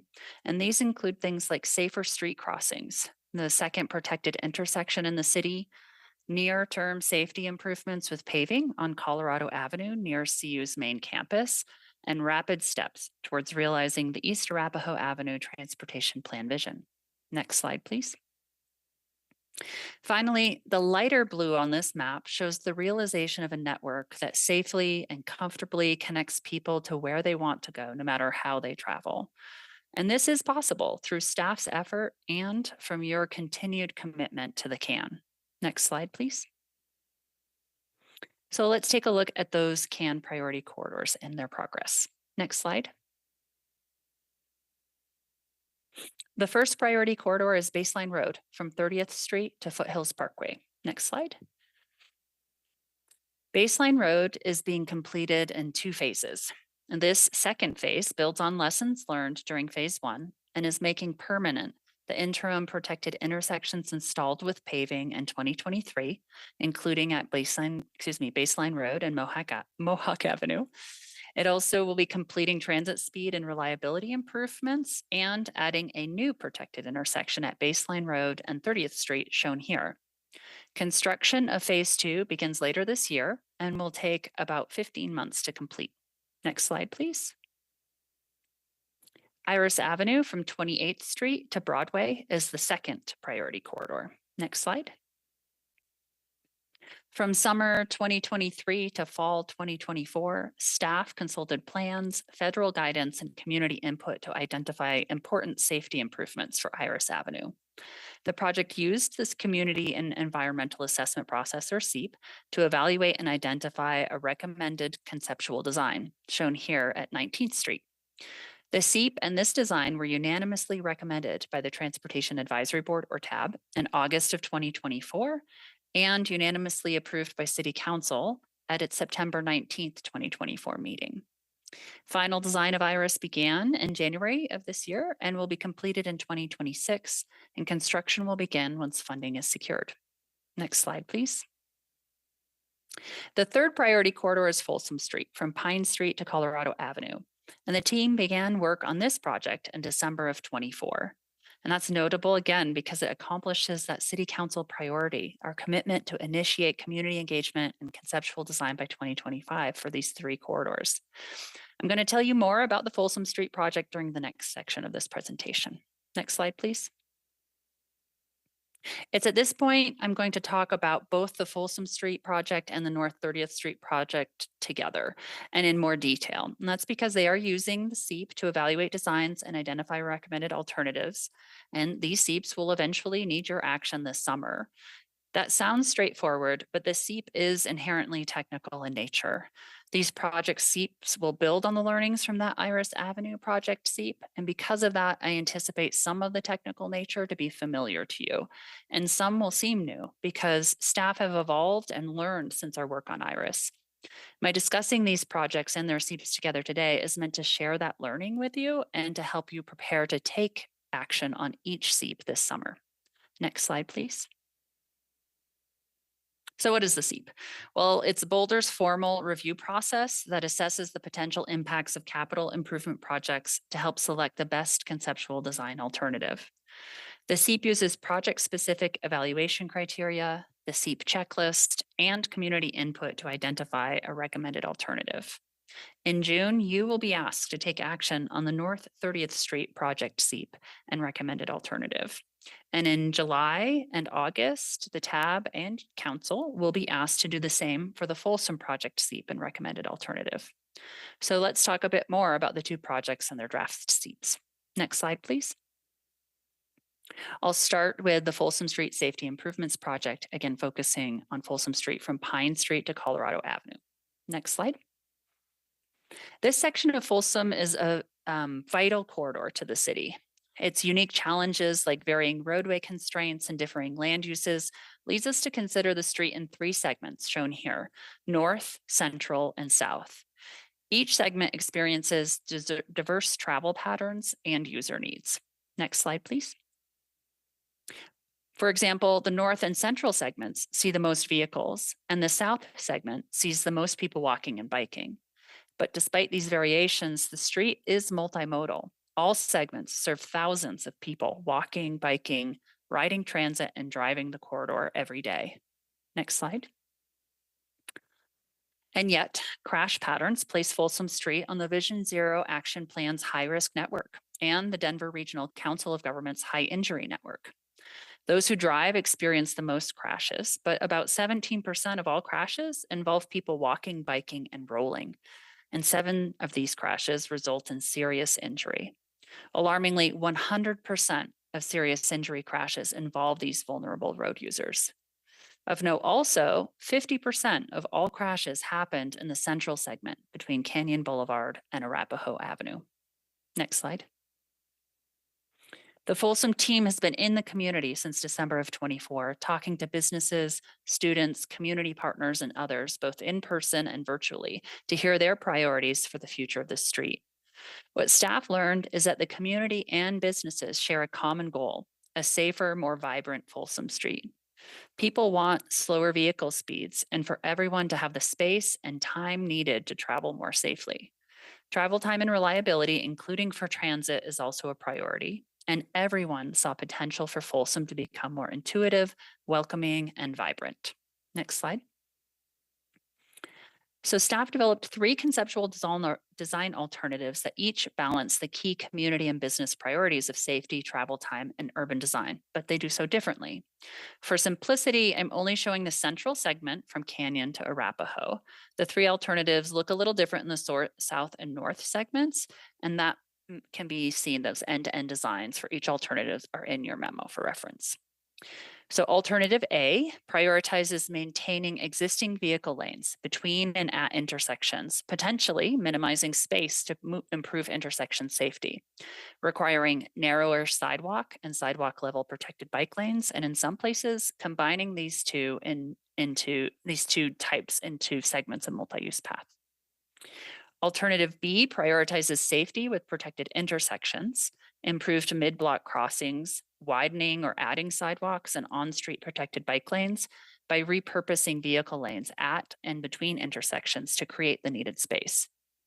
Alternative C seeks a compromise between alternatives A and B by selectively repurposing vehicle lanes between intersections. That's a northbound lane north of Arapahoe Avenue and a southbound lane north of Goss Street, while widening or adding sidewalks and on-street protected bike lanes. Next slide, please. Now I will switch to the North 30th Street preliminary design project, focusing on 30th Street from Arapahoe Avenue to the Diagonal Highway. Next slide, please. North 30th Street serves a diverse community of people living in market rate and affordable housing communities shown on this map, including several Boulder housing partner properties from Boulder Junction north to the Diagonal Highway. It also serves a significant amount of multimodal travel with thousands of people driving, walking, biking, and taking transit on a typical day. Next slide. But the street poses serious safety risks. Most drivers who exceed the posted speed limit of 35 miles per hour do so by about 4 to 5 miles an hour. And existing intersections designs contribute, resulting in 56% of all crashes happening at 3 intersections: Arapahoe Avenue, Pearl Street, and Valmont Road. Tragically, 13% of all crashes involve people walking, biking, or rolling, and 2 out of 3 serious injury crashes involve these vulnerable road users.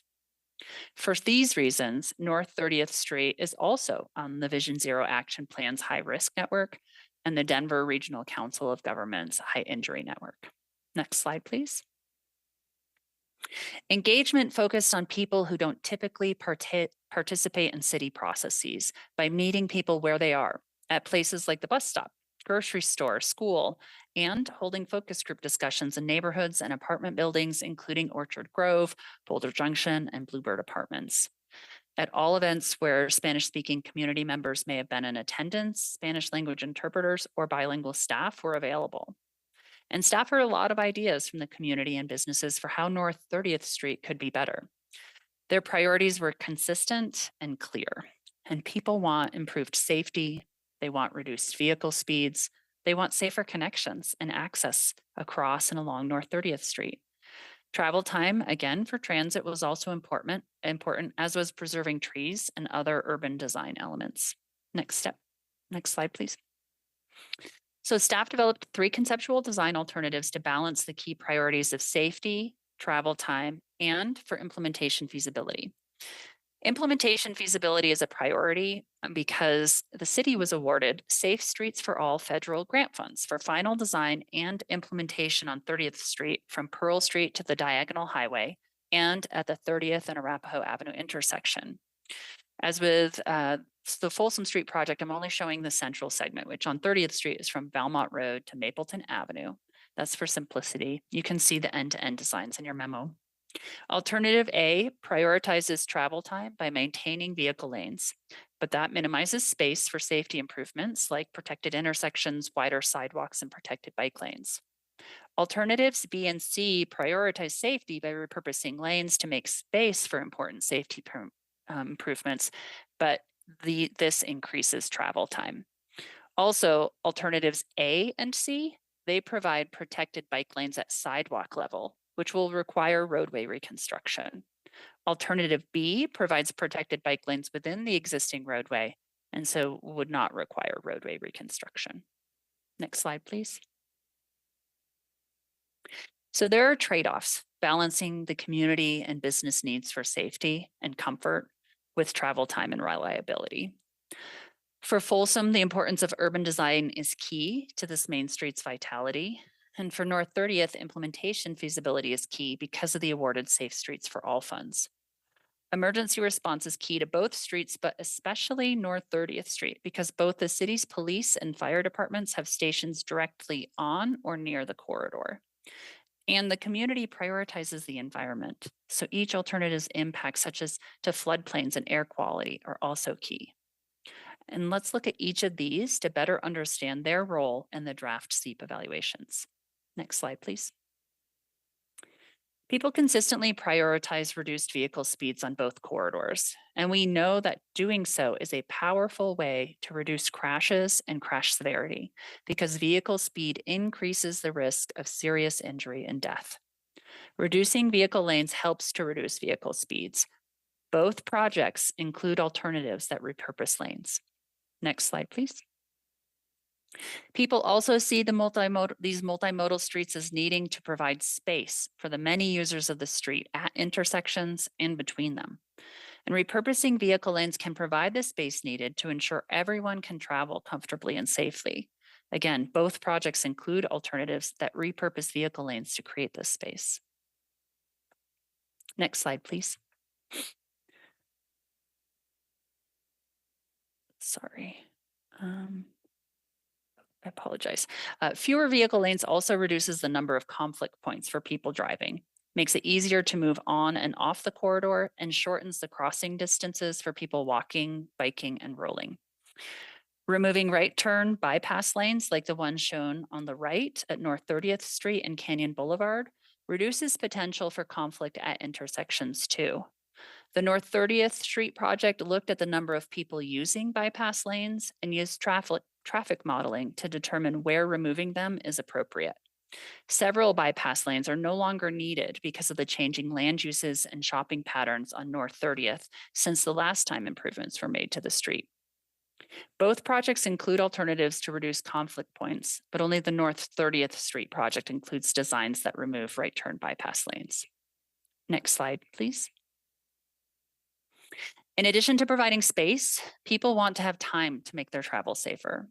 Providing dedicated signal phases at intersections and the time needed for people walking, biking, and rolling to cross the street, that adds time for everyone's travel, whether or not any other safety improvements are made on the street. The project teams consider any increase to travel time seriously because it's important to the community and businesses, but also because it impacts transit service. Both Folsom and North 30th Streets are important transit corridors to the city, each serving portions of the high-frequency HOP route, along with other local and regional routes like the Bolt, the Bound, and the Flex. The Folsom project alternatives are similar in their travel time changes, but on the North 30th Street project, there are significant differences in travel times between alternatives. Next slide, please. A key factor for Folsom Street is the ability to better organize and support the essential vibrancy of the street through design. Providing space for organizing and beautifying this constrained corridor is only possible through strategic lane repurposing. Even a little bit of space in key areas improves a street's form and function. The Folsom project has two alternatives that seek to provide space for urban design. Next slide, please. Realizing the CAN initiative in the next 4 to 5 years depends on designs that are implementable using available funding. The North 30th Street project alternatives are evaluated for whether they can be implemented with the awarded Safe Streets for All funds by 2029, the due date for that grant. The Folsom Street alternatives are evaluated for the relative time and cost to build. The simplest indicator for time and cost is whether or not an alternative relocates existing curbs. Each project includes alternatives that relocate curbs. Next slide, please. For both projects, the teams considered emergency response and the environment when developing designs. Emergency response is especially important for the North 30th Street project because both the city's police and fire departments have stations located directly on or near to the corridor. Staff have been collaboratively working internally with staff from City of Boulder Police Department, Boulder Fire Rescue, and the City and County Office of Disaster Management on development of design alternatives. Repurposing lanes could reduce the space available for emergency response. So each project's alternatives include lane widths, bike lane separations, and medians designed to ensure emergency response is supported to the maximum extent feasible. The community prioritizes the environment, and so air quality, greenhouse gas, and other environmental impacts are evaluated through each project's SEEP checklist. And more detail on that is in your memo. Next slide, please. So what does it all mean? Well, for Folsom Street, the draft SEEP evaluation shows the 3 alternatives balance the key priorities of safety, travel time, and urban design shown here. The full draft evaluation is in the memo. The project team will be collecting community input this month and will consider that when finalizing the SEEP and identifying a recommended alternative next month. I want to be clear that the recommendation will balance all SEEP criteria with an eye towards these key priorities, but the recommended design may not achieve all desired benefits. Next slide, please. For North 30th Street, the draft SEEP evaluation determined more work is needed because no alternative adequately balances the 3 key factors of safety, travel time, and implementation feasibility shown here. Again, the full draft SEEP evaluation is in your memo. Input from the public and you will inform that further design work. As with the Folsom project, any action on the 30th Street project SEEP will be challenged to approve a pragmatic balance here between safety, travel time, and budget, recognizing that the optimal solution may not achieve all desired benefits.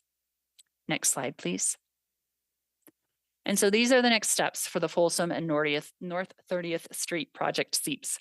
The team shared the draft SEEP evaluations with the community this month, and will consider the input received to finalize the SEEP evaluations and identify recommended alternatives in May. SEEP actions by you will take place in June for the North 30th project and in July and August for the Folsom projects. Next slide, please. All right, so let's talk a bit about funding and how that relates back to our updated work plan. Next slide. The city was awarded $23 million in federal Safe Streets and Roads for All funding in late 2023 to fund specific actions from our 2023 to 2027 Vision Zero action plan and to further the city's Vision Zero goals and objectives. $9 million of the Safe Streets funds are specifically to complete final design and implement the recommended design on North 30th Street from Pearl Street to the Diagonal Highway and at the 30th Street and Arapahoe Avenue intersection. As of this presentation, as you heard earlier, the city has not received notice that any previously awarded external grant funds, including Safe Streets for All, are impacted or delayed by changing legislation or policies, and staff are continuing forward with project development activities. The other grant opportunities for city projects shown here on this slide haven't been affected by potential federal funding changes either. And staff will continue to monitor the grant landscape and adjust efforts accordingly. That's all really good news because these grants are a central focus to helping fund the planning, design, and implementation of CAN projects. Staff will also continue to look for ways to advance CAN goals through internal programmatic activities like the Pavement Management Program and the Vision Zero Action Plan shown in light blue on this slide. Next slide, please. These are the questions I teased at the start of our discussion tonight, and I share them here because your clarifying questions will help us to advance the next steps for the CAN. And with that, I end my presentation and look forward to the discussion. Thank you. Thank you so much, Melanie. That was great. Okay, can we put the questions already in the chat? Oh, wow. Thanks, Alicia. Okay, question number 1. Do you have any questions on the progress of the CAN, Core Arterial Network? And wait, before I say that, I just want to say what Valerie wants. This is the first thing I'm going to tell you. She does not need us to give our detailed thoughts on Folsom Street or 30th Street. You need not do that tonight. Okay. Just these you're laughing, Melanie. Just these questions are which they want to answer so they know how to go forward. By detailed, I mean like how many trees, et cetera, something like I would do, which I'm not going to do tonight. Okay, so first question, do you have any questions on the progress of the core arterial network and its 3 priority corridors? Any questions? Let's see, do we have any questions? And if you don't, that's okay. You don't need to make them up if you don't have them. All right, Tina. Yeah, thank you for the presentation, and Tara and Valerie, thank you for providing a nice scope for this conversation, which could go in a lot of directions. My question is a little similar to one of the hotlines, I think. We've done some work on baseline and an initial work on parts of Folsom before you get to Pine Street. And also this is following up on an article in the Colorado Sun, which was great, about elevating the work of Boulder on safe streets. Are we already seeing progress in terms of reducing crashes in the places where we've been active? A lot of our data is the last 7 years, sometimes the last 6 years. So it's kind of hard. It's not to get, so just sort of in the last 2 years past pandemic, how are we doing? Right. Thank you so much for that question, Tina. I think, if I'm not freezing, what I would highlight is that our Vision Zero program is really calibrated to monitor the crash landscape in the city continuously as part of informing the actions of the Vision Zero action plan. And so, you know, we publish a Safe Streets report. That's really kind of where that work shows up. And, you know, I think we presented to council a while back on how even despite trends that are leading to higher crash rates, especially for severe crashes in other jurisdictions, we're holding steady in Boulder. And that's a testament to the programmatic and corridor level work that we've been doing over 2 decades. But a lot of it most recently, and I think something I could highlight would be that when we implement things like left turn phasing at signals, the implementation we've done to date across the city has yielded a 68% reduction in those types of crashes, which is pretty remarkable and substantial. Another would be red light running crashes, where we've put the red light running cameras. We've seen a 73% reduction. So in our data citywide, we are seeing that the interventions we're doing are working. You know, I think when it comes to the projects that you were mentioning, you know, we haven't seen any fatalities on those streets, Folsom or the stretch of baseline where we've implemented our phase 1 CAN improvements along with our pavement management program. And that's, you know, our North Star and our most important metric is making sure that when crashes do happen, they don't result in death. But our goal is also to make sure that they don't result in serious injury. And so I think we typically look at a 3-year plus data set to really be able to tell us about trends. So it's a bit too soon for baseline phase 1. And I'll just reiterate what Melanie had mentioned in the presentation, that we are coming later this year with the funding we were awarded through grants to implement phase 2 of baseline. Okay, and then just a quick clarification that we're completing the design of IRIS, but we're not funded yet to implement IRIS. Is that just to make it abundantly clear? That is correct. And, you know, with the project development that we've done to date and council's approval last year, at the end of last year, that poises us, that kind of shovel ready, that project readiness, and its benefit to the regional network, that really poises us to go after grant funds in the next cycles that come up. Thank you. All right, is that it, Tina? All right, next we have Taisha. Although I've appreciated your comments about our federal dollars and everything, I'm going to go back to this. What is the recession edition of this? How would it be reprioritized based on the uncertainty. And again, I go back to our representative, Joe Neguse. You know, he doesn't use those words lightly. And so I think it's going to be really essential for us to really have a plan of you know, tiers of worst case scenario on the front end before we're actually in it and having to make hard decisions. So that's still what I'm not seeing in this work is what is the priority and how you know, and what is the criteria even to determine the priority based on the current economic, cultural realities that we're living in. So those are my comments. And I appreciate the front loading. I was in DC talking to the transportation people were there, and they didn't look all that assured.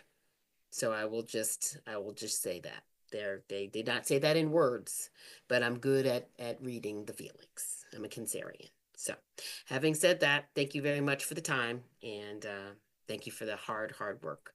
And again, I would hate for it to be sacrificed because of this, but we are not in good to great. We are in, you know, holding holding it during these transformational times as we're composting. Thank you. So Taisha, I'll take a couple of your questions and then also maybe call on Garrett Slater to join me in this answer. But one thing I want to highlight about the work we do, these are multi-year efforts. They span multiple administrations and election cycles. And that's something that we are, you know, trained to be very aware of in the work that we do. What I would say is we have been successful, you know, over the last 2 decades plus in garnering funds at the federal and state level. And I know that, you know, to speak to your question, Taisha, that there's, you know, just a different landscape right now and maybe lean times ahead. You know, that is where we lean on some of our existing programs that really leverage local dollars, where we get creative with what we do have to maybe fill those gaps when the funding picture isn't as robust as we'd hope for it to be. So as Melanie presented earlier, our pavement management program is where we can actually couple our safety improvements with our scheduled pavement maintenance. And things like that is where we can get scrappy. Garrett, I don't know if you maybe want to speak a little bit more to you know, our funding landscape and some of Taisha's other questions. Sure. Garrett Slater, Capital Projects Manager for Transportation and Mobility. And to add to what Valerie said, I would say that in all the work that we do, we look for scalability and feasibility. And so as we are moving forward with these corridor plans for Folsom, 30th and Iris, just as we did on corridors prior, like 30th and Colorado, we segmented these projects into bite-sized pieces. We always pursue grant opportunities at various scales. And so we've chased grants on some of these projects that were as little as $1 million and some that were as large as $10 million to help bring them to fruition. And so while the funding picture is uncertain on the federal level, we from some of the folks we've been talking with, they expect that the grant opportunities will continue, maybe not at the level they have over the last few years, but they will continue. And so that gives us the opportunity to keep chipping away at these corridors. And I think a really great example of the scrappiness that Valerie just highlighted is not only are we leveraging our own programs like the pavement management program, we're leveraging the programs of others. So CDOT is going to be repaving Arapahoe from 28th to 63rd this summer. And we have partnered with them on a project to repurpose one of the general purpose lanes to a bus lane. So we have taken a few of our dollars to incorporate a long-term vision for Arapahoe that was put in place over the course of a quarter city years ago. And so it's just an example of how we are taking our sort of pennies and turning it into a really great project that benefits the region.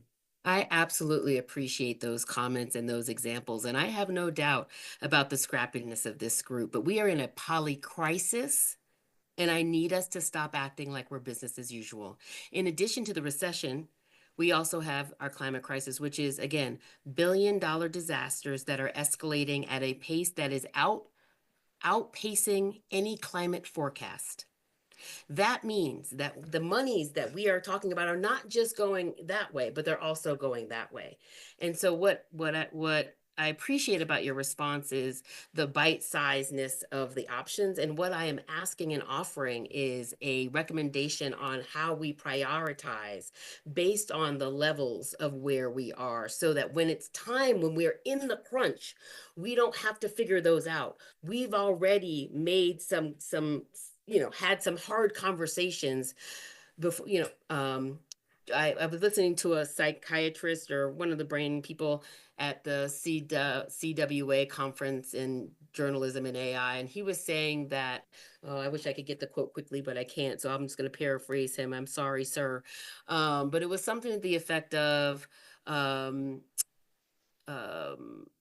stressed out people do not make good decisions. That was essentially the thesis.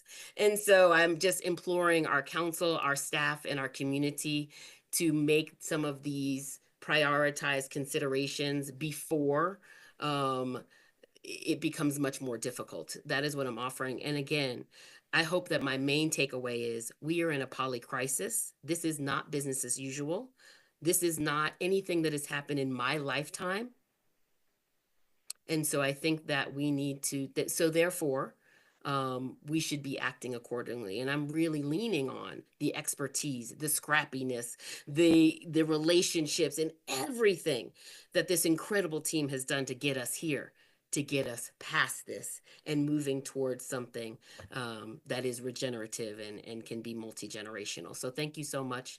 And again, it is not a criticism on your expertise or your experience. It is really a reality check for all of us. I need us to stop acting like we're on business as usual. Thank you. Okay, thank you, Taisha. Next, we have Lauren. I just had a question about some of the criteria checklists. I appreciate a lot of the environmental aspects to that. I see like loss of mature trees, but I don't see anything that's kind of about like urban heat island effect. And kind of similarly, there's changes in water usage. But interestingly, that actually gets positive scores for paving more things and like having less trees planted, which conceptually I get, but I guess I was just hoping you could maybe speak to a little bit more of where the criteria checklist comes from and if we have any wiggle room in what kinds of criteria we track. Thanks. Right. So as you saw with the IRIS project and what Melanie mentioned in her presentation earlier tonight, really building from that work, these two projects that will come before you later this year, they are using a combination of established criteria in the SEEP checklist that all projects in the city that use the SEEP integrate as applicable to the project. A mix of that and project-specific criteria that we develop for each project that's really based on the conditions of the corridor, as well as what we're hearing from our elected officials, our appointed officials, and the community and throughout our engagement, and really tracing that thread through of all the engagement we're doing into our SEEP criteria. Stephen, I don't know if there's anything else you want to add on that in terms of Lauren's specific questions around environmental criteria. Yeah, I think you did a great job in answering, and I'll just reiterate that the SEEP criteria is a specific list and really doing our best to apply that to the values of the project and what we've heard from the community in our engagement. So I think, happy to discuss some of that interplay you referenced, but really, listening to what the community has told us to prioritize in these projects and trying to score those alternatives accordingly. Thank you.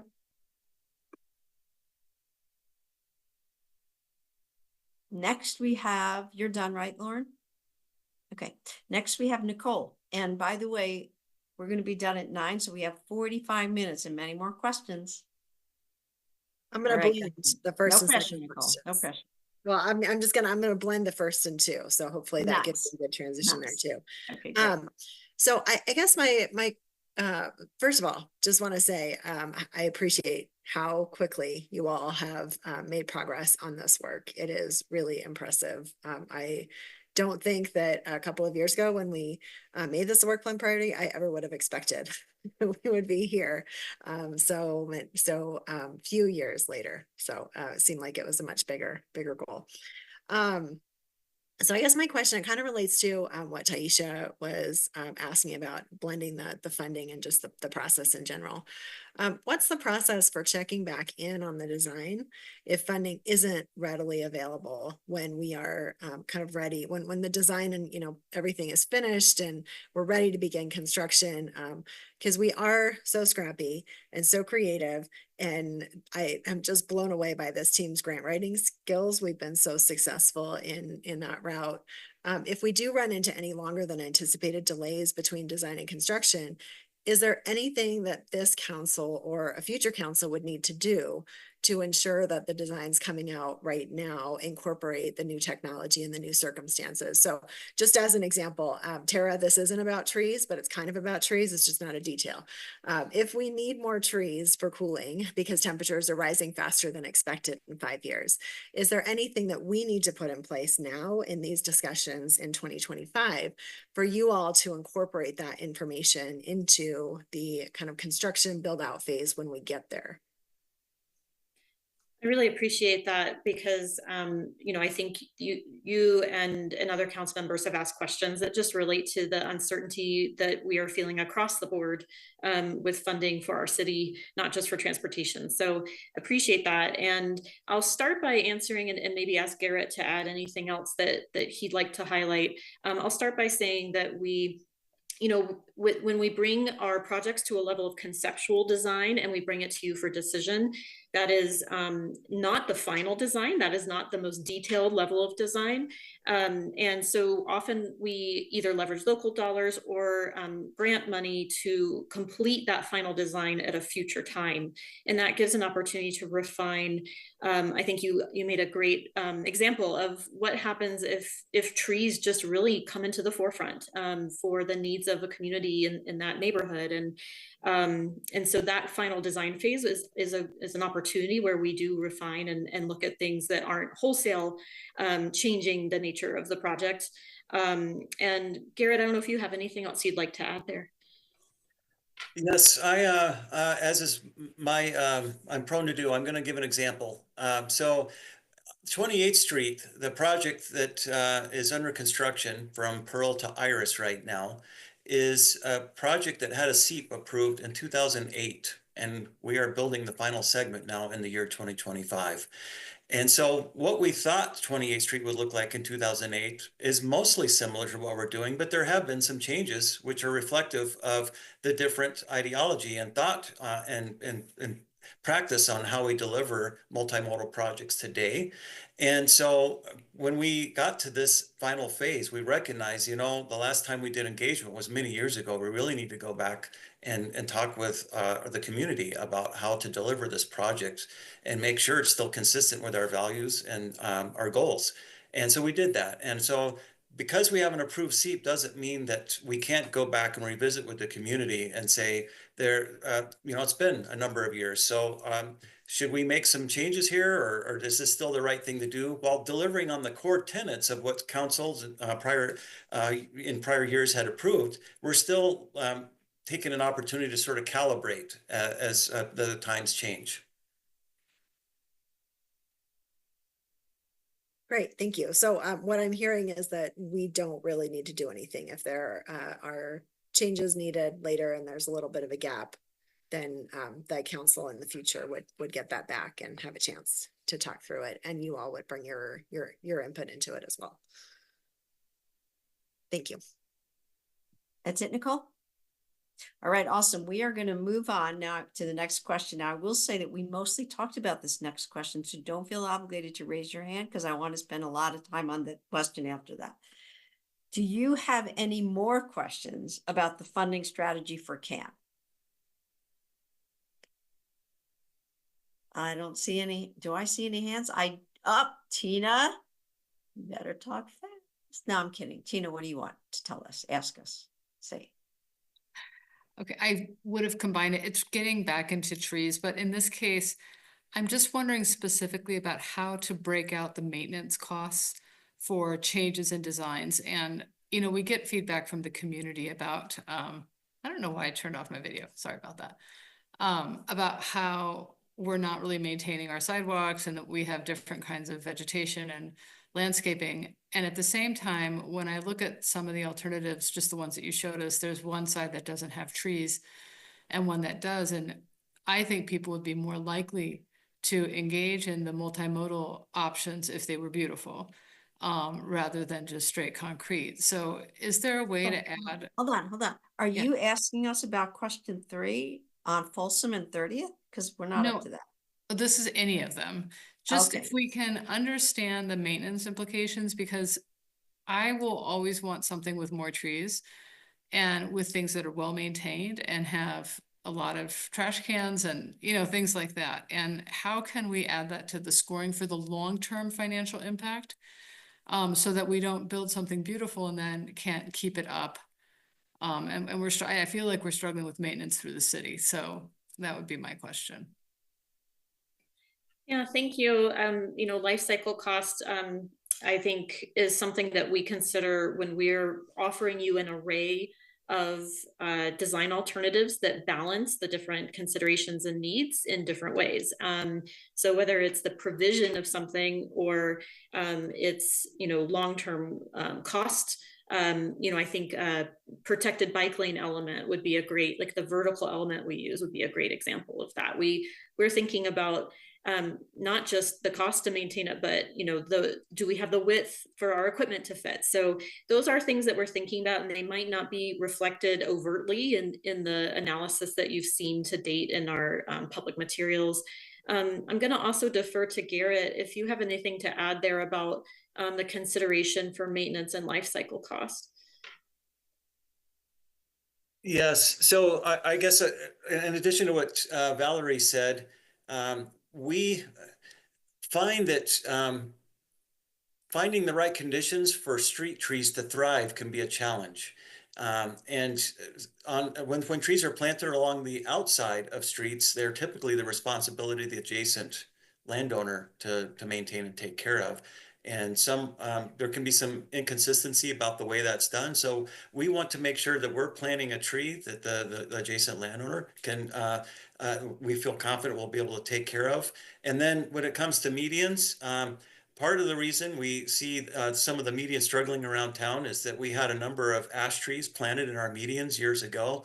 And of course, the emerald ash borer took a lot of those trees out of service. And so now we're trying to recover from that. So I think we're working closely with landscape architects and our friends in Parks and Rec to make sure that we're selecting a tree palette that works in the tough conditions that are existing in those medians, because we also want the place, there's a lot of studies that talk about how people are more likely to walk and bike in vegetated tree-lined locations. And we want to encourage and invite people to have that same experience on these projects we're working on. Thank you. And then my other funding question is, a lot of the projects seem to have a mix of city and grant funding. And, you know, during our long-term financial strategies conversation, we looked at the long list of unmet infrastructure needs. Can we, in this process, just understand, even though it's usually sort of a deal, we spend $1 million and we get, you know, 8 or something like that. It would be helpful for me if we are hitting an area that is going to be very rocky financially, to understand what part is going to be the city versus the grant, or what we would contemplate, you know, like, because every single one of those is, and I agree a little bit with Taisha, is going to be a trade-off discussion. And we have unmet community needs, and also to identify if the city money that we're using can be used for other things that are not infrastructure. So for instance, if we see an urgent need for community members who are particularly vulnerable right now or in crisis, should we have that conversation in some cases, or is most of this money coming from a bucket that's already dedicated and can't really be transferred over to sort of an operating bucket? I think that's kind of complicated, but. Yeah, I hear the question. You know, we currently have you know, dedicated sales tax that funds much of our transportation fund. And so for that intertransferability that you're describing, I'm not the budget expert here and would have to lean on our finance team to follow up on this. But I think, you know, we really are using dedicated funds for uses like this. And then Garrett can speak more to how we budget for local match in our CIP annually. That's something that that we've had great success with, being able to be nimble and use those local dollars. The return on our investment has just, you know, really paid off over the years. Anything else to highlight there? I think I would just add, council usually is seeing transportation when we're talking about the exciting things we do, the enhancements. We don't come to you to talk about the sidewalks we build or the multi-use path bridges that we're replacing. And I would say 70% of our CIP goes towards capital maintenance. And we're not talking to you about that. So I guess I would just like to provide, reiterate that the reminder that there's a lot of core infrastructure maintenance that the team is super dedicated to delivering every day. And I really appreciate the everyday delivery and the unseen work, because we do tend to see what's more visible, and that's the work that is clearly keeping this city going, and I'm particularly interested in that. I think the better way to ask my question is, when we need money that's not from the dedicated transportation sales tax, could we flag it so we know that we're making a trade-off decision for an alternative use that may come up that I simply couldn't identify what that is. So I'll jump in for a minute and just appreciate the sexy work that is filling potholes that we don't see all the time, because it's important work, right? And just appreciate the team for all they do for that behind the scenes core level work that's done. But I'll say this, council member, that increasingly that is precisely what we have been doing in budget. We have been making sure that the dedicated budgetary uses in departments are actually used for those services to liberate general fund dollars, more discretionary spend dollars for uses that can be used in a variety of other purpose. We have been doing this for the past few years and making sure that dollars that are needed in our, to use this example, in transportation are rightfully coming from the transportation fund, right? Dollars that are used for aviation improvements are rightfully in the airport fund, right? Because we know that we need to make sure that our more discretionary dollars are as liberated as can be, because we have those emergencies. When we have those choices to make, certainly we will be conscious of those. Because we know that we are living in uncertain financial times at the moment.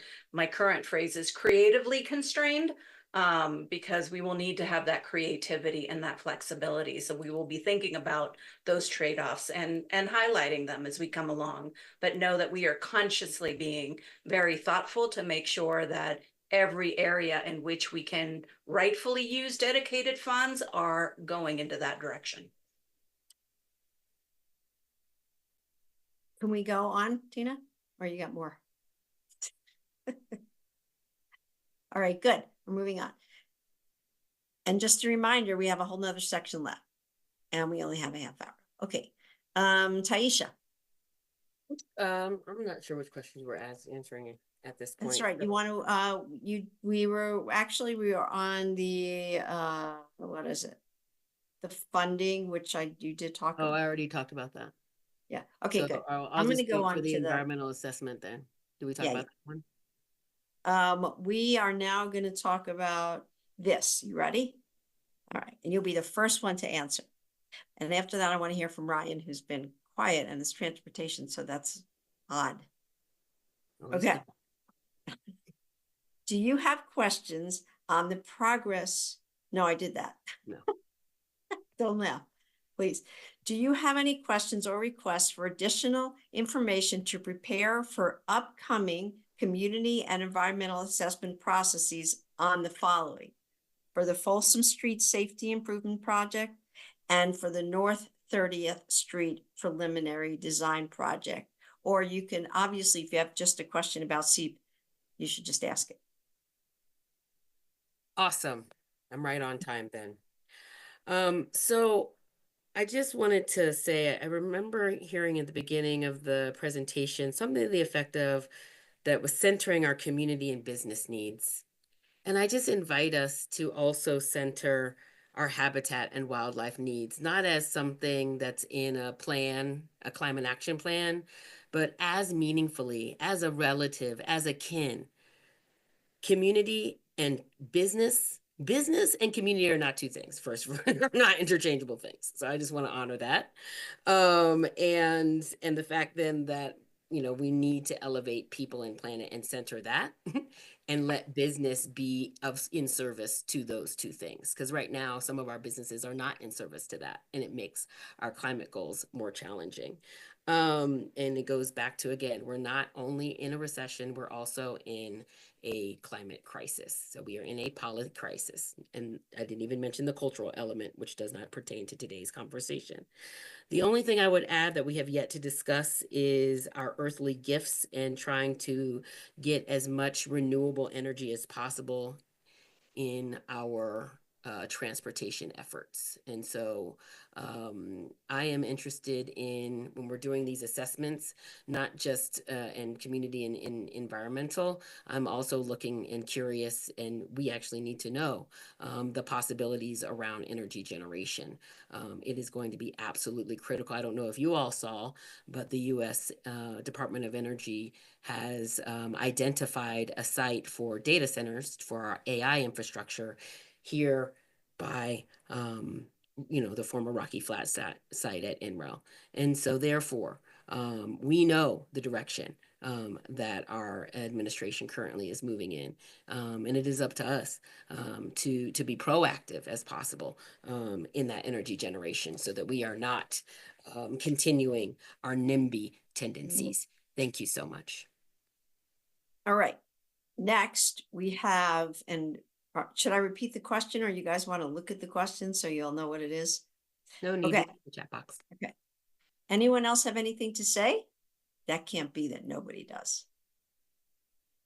Okay, there we go. I'm going to pick Ryan next, Nicole, because he hasn't said a word. Is that okay? Nicole was first. She should. Oh, No, come it's okay, on. Ryan. You haven't said anything at all. We all want to hear from you. No, but let him bring it home. Why? Wants to bring it home? Let him bring it home. Well, Valerie and team aren't making it easy to ask questions because they've provided such a thorough presentation and a building up to this. So I do have one question, but first let me just agree with I think Nicole, you had appreciated how productive the team has been in the last 9 to 12 months. It's paraphrased, but I really agree with that. And speaking of sexy work, that was Nuria's language. I know that you, Valerie, and the team are raising the bar with respect to how efficiently you're spending staff time and hence our money. At some point, I hope we can take that up in the financial strategies work. And sorry, just one other little comment on just as far as this current moment, which has come up in a few ways. Clearly, making streets safe and accessible is at the heart of climate and equity. And I am really proud to see the team upholding our city's values and our long-term strategic plans. And clearly the range of possible futures with respect to funding and economic conditions is wide and uncertain, to say the least. But I know through just various conversations with the team that you all are thinking about this and you are thinking about being ready as different possible futures unfold. And I appreciate that right now your focus is on creating the future that we want. So my question is, Valerie, you and the team have implemented a number of community engagement events over the last several months. Some or maybe all of them, you've invited city council and TAB members to join. And I'm just curious if you found anything that's worked particularly well with council and boards attending the events that you'd like to see more of as we go forward. Yeah, thank you for asking that. As you've seen in my many emails to you, inviting you to our plethora of community engagement events, we've been putting you to work and, offering you all ideas on what can you do when you are in those settings with us, and how can we work in partnership? And I think that has been working very well. All of you that have come and, sacrifice time with your families in the evening to be there with us. It really helps, I think, to partner in those environments when we are engaging in very, intense conversations sometimes with community members who have a lot of questions, and they have, just a really strong desire and curiosity about not just the work that we're doing and how it might manifest in their neighborhood, but why are we doing that work? And I think it's been really productive and I think special and precious to have you all there to speak to some of the policy intent of the work that we're doing. And I think we would like to continue to partner with you all. I'd like to call on Melanie Sloan. She and other members of our team have been so instrumental in just the choreography of all of the events we do. And we don't just do open houses, we do lots of engagement events around the city. I think in the pictures you saw tonight, we're at the bus stop talking to people when they're waiting to catch the bus, things like that. And Melanie, I don't know if you have any other feedback for our council tonight in this question of what else can we do to continue our partnership? Mm-hmm. Yeah, thank you, Valerie, and thank you, Ryan, for the question. I think it's been really fantastic when TAB and council members participate in our marquee events like our in-person open houses. One for Folsom Street just happened this week, and it was really great to see partners, including from this council, at the events. And I can echo what Valerie said. It really helps the community make the connection between your work and what we do and their experience and future in the city. I do want to hold up both the Folsom Street project and the North 30th Street projects are both active right now. And when I say active, it is exactly what Valerie has said. Very active in engagement outside of those big marquee events where we haven't necessarily tailored invitations to TAB and council.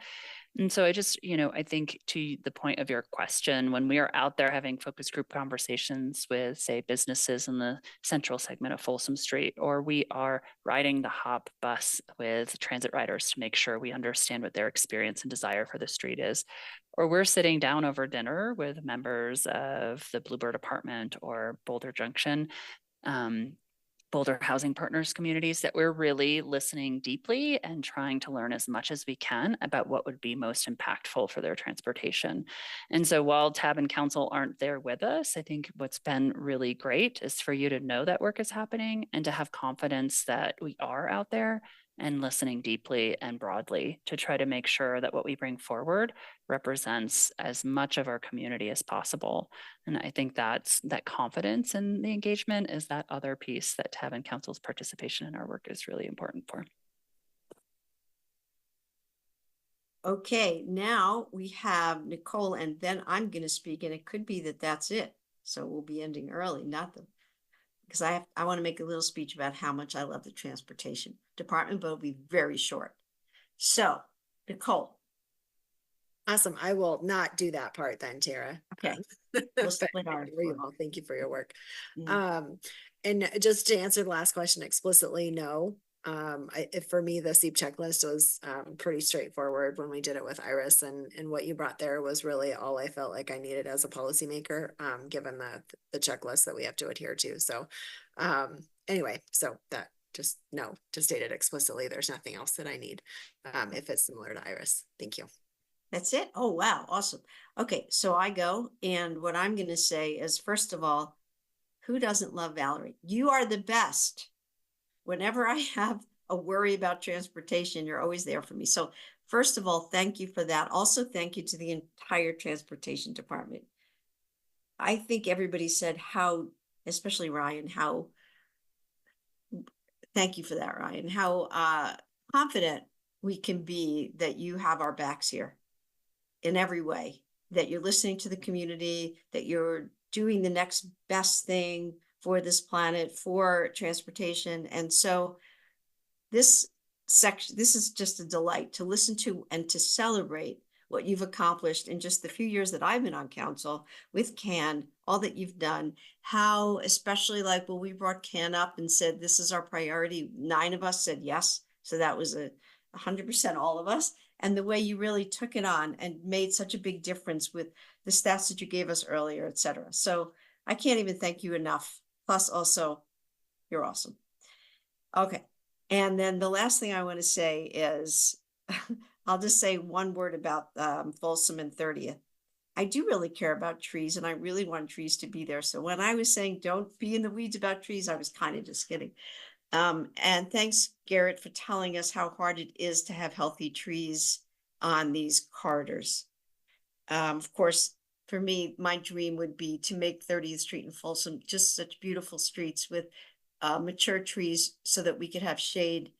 And it's exciting to know that you have confidence that we'll get the funding that we need to make, for instance, just 30th Street, which has so many people living on it now between affordable housing and Bluebird and regular apartments. I would love that street to be absolutely beautiful and a haven. And likewise for Folsom Street, which is such an important street. So thank you for all you do. And I just want to hug you all of you, and everybody on council too, because I'm in a good mood tonight. I see Lauren smiling. Okay. So that ends my thanks. And it looks like we have nothing left. Is it true? It could be true. So it looks like that it's 8:41. And before I say that this meeting is officially closed at 8:41, you, including you, Nuria, you all have one more very short 1-minute opportunity to say anything else that you want, as long as I can cut you off at the 1-minute mark. I believe we're good. Okay. All right. Well, it's been a pleasure and have a great night. And we are gaveling this meeting closed at 8:41. Yes. Nice job, Tara. Thank you for. Thank you, everyone.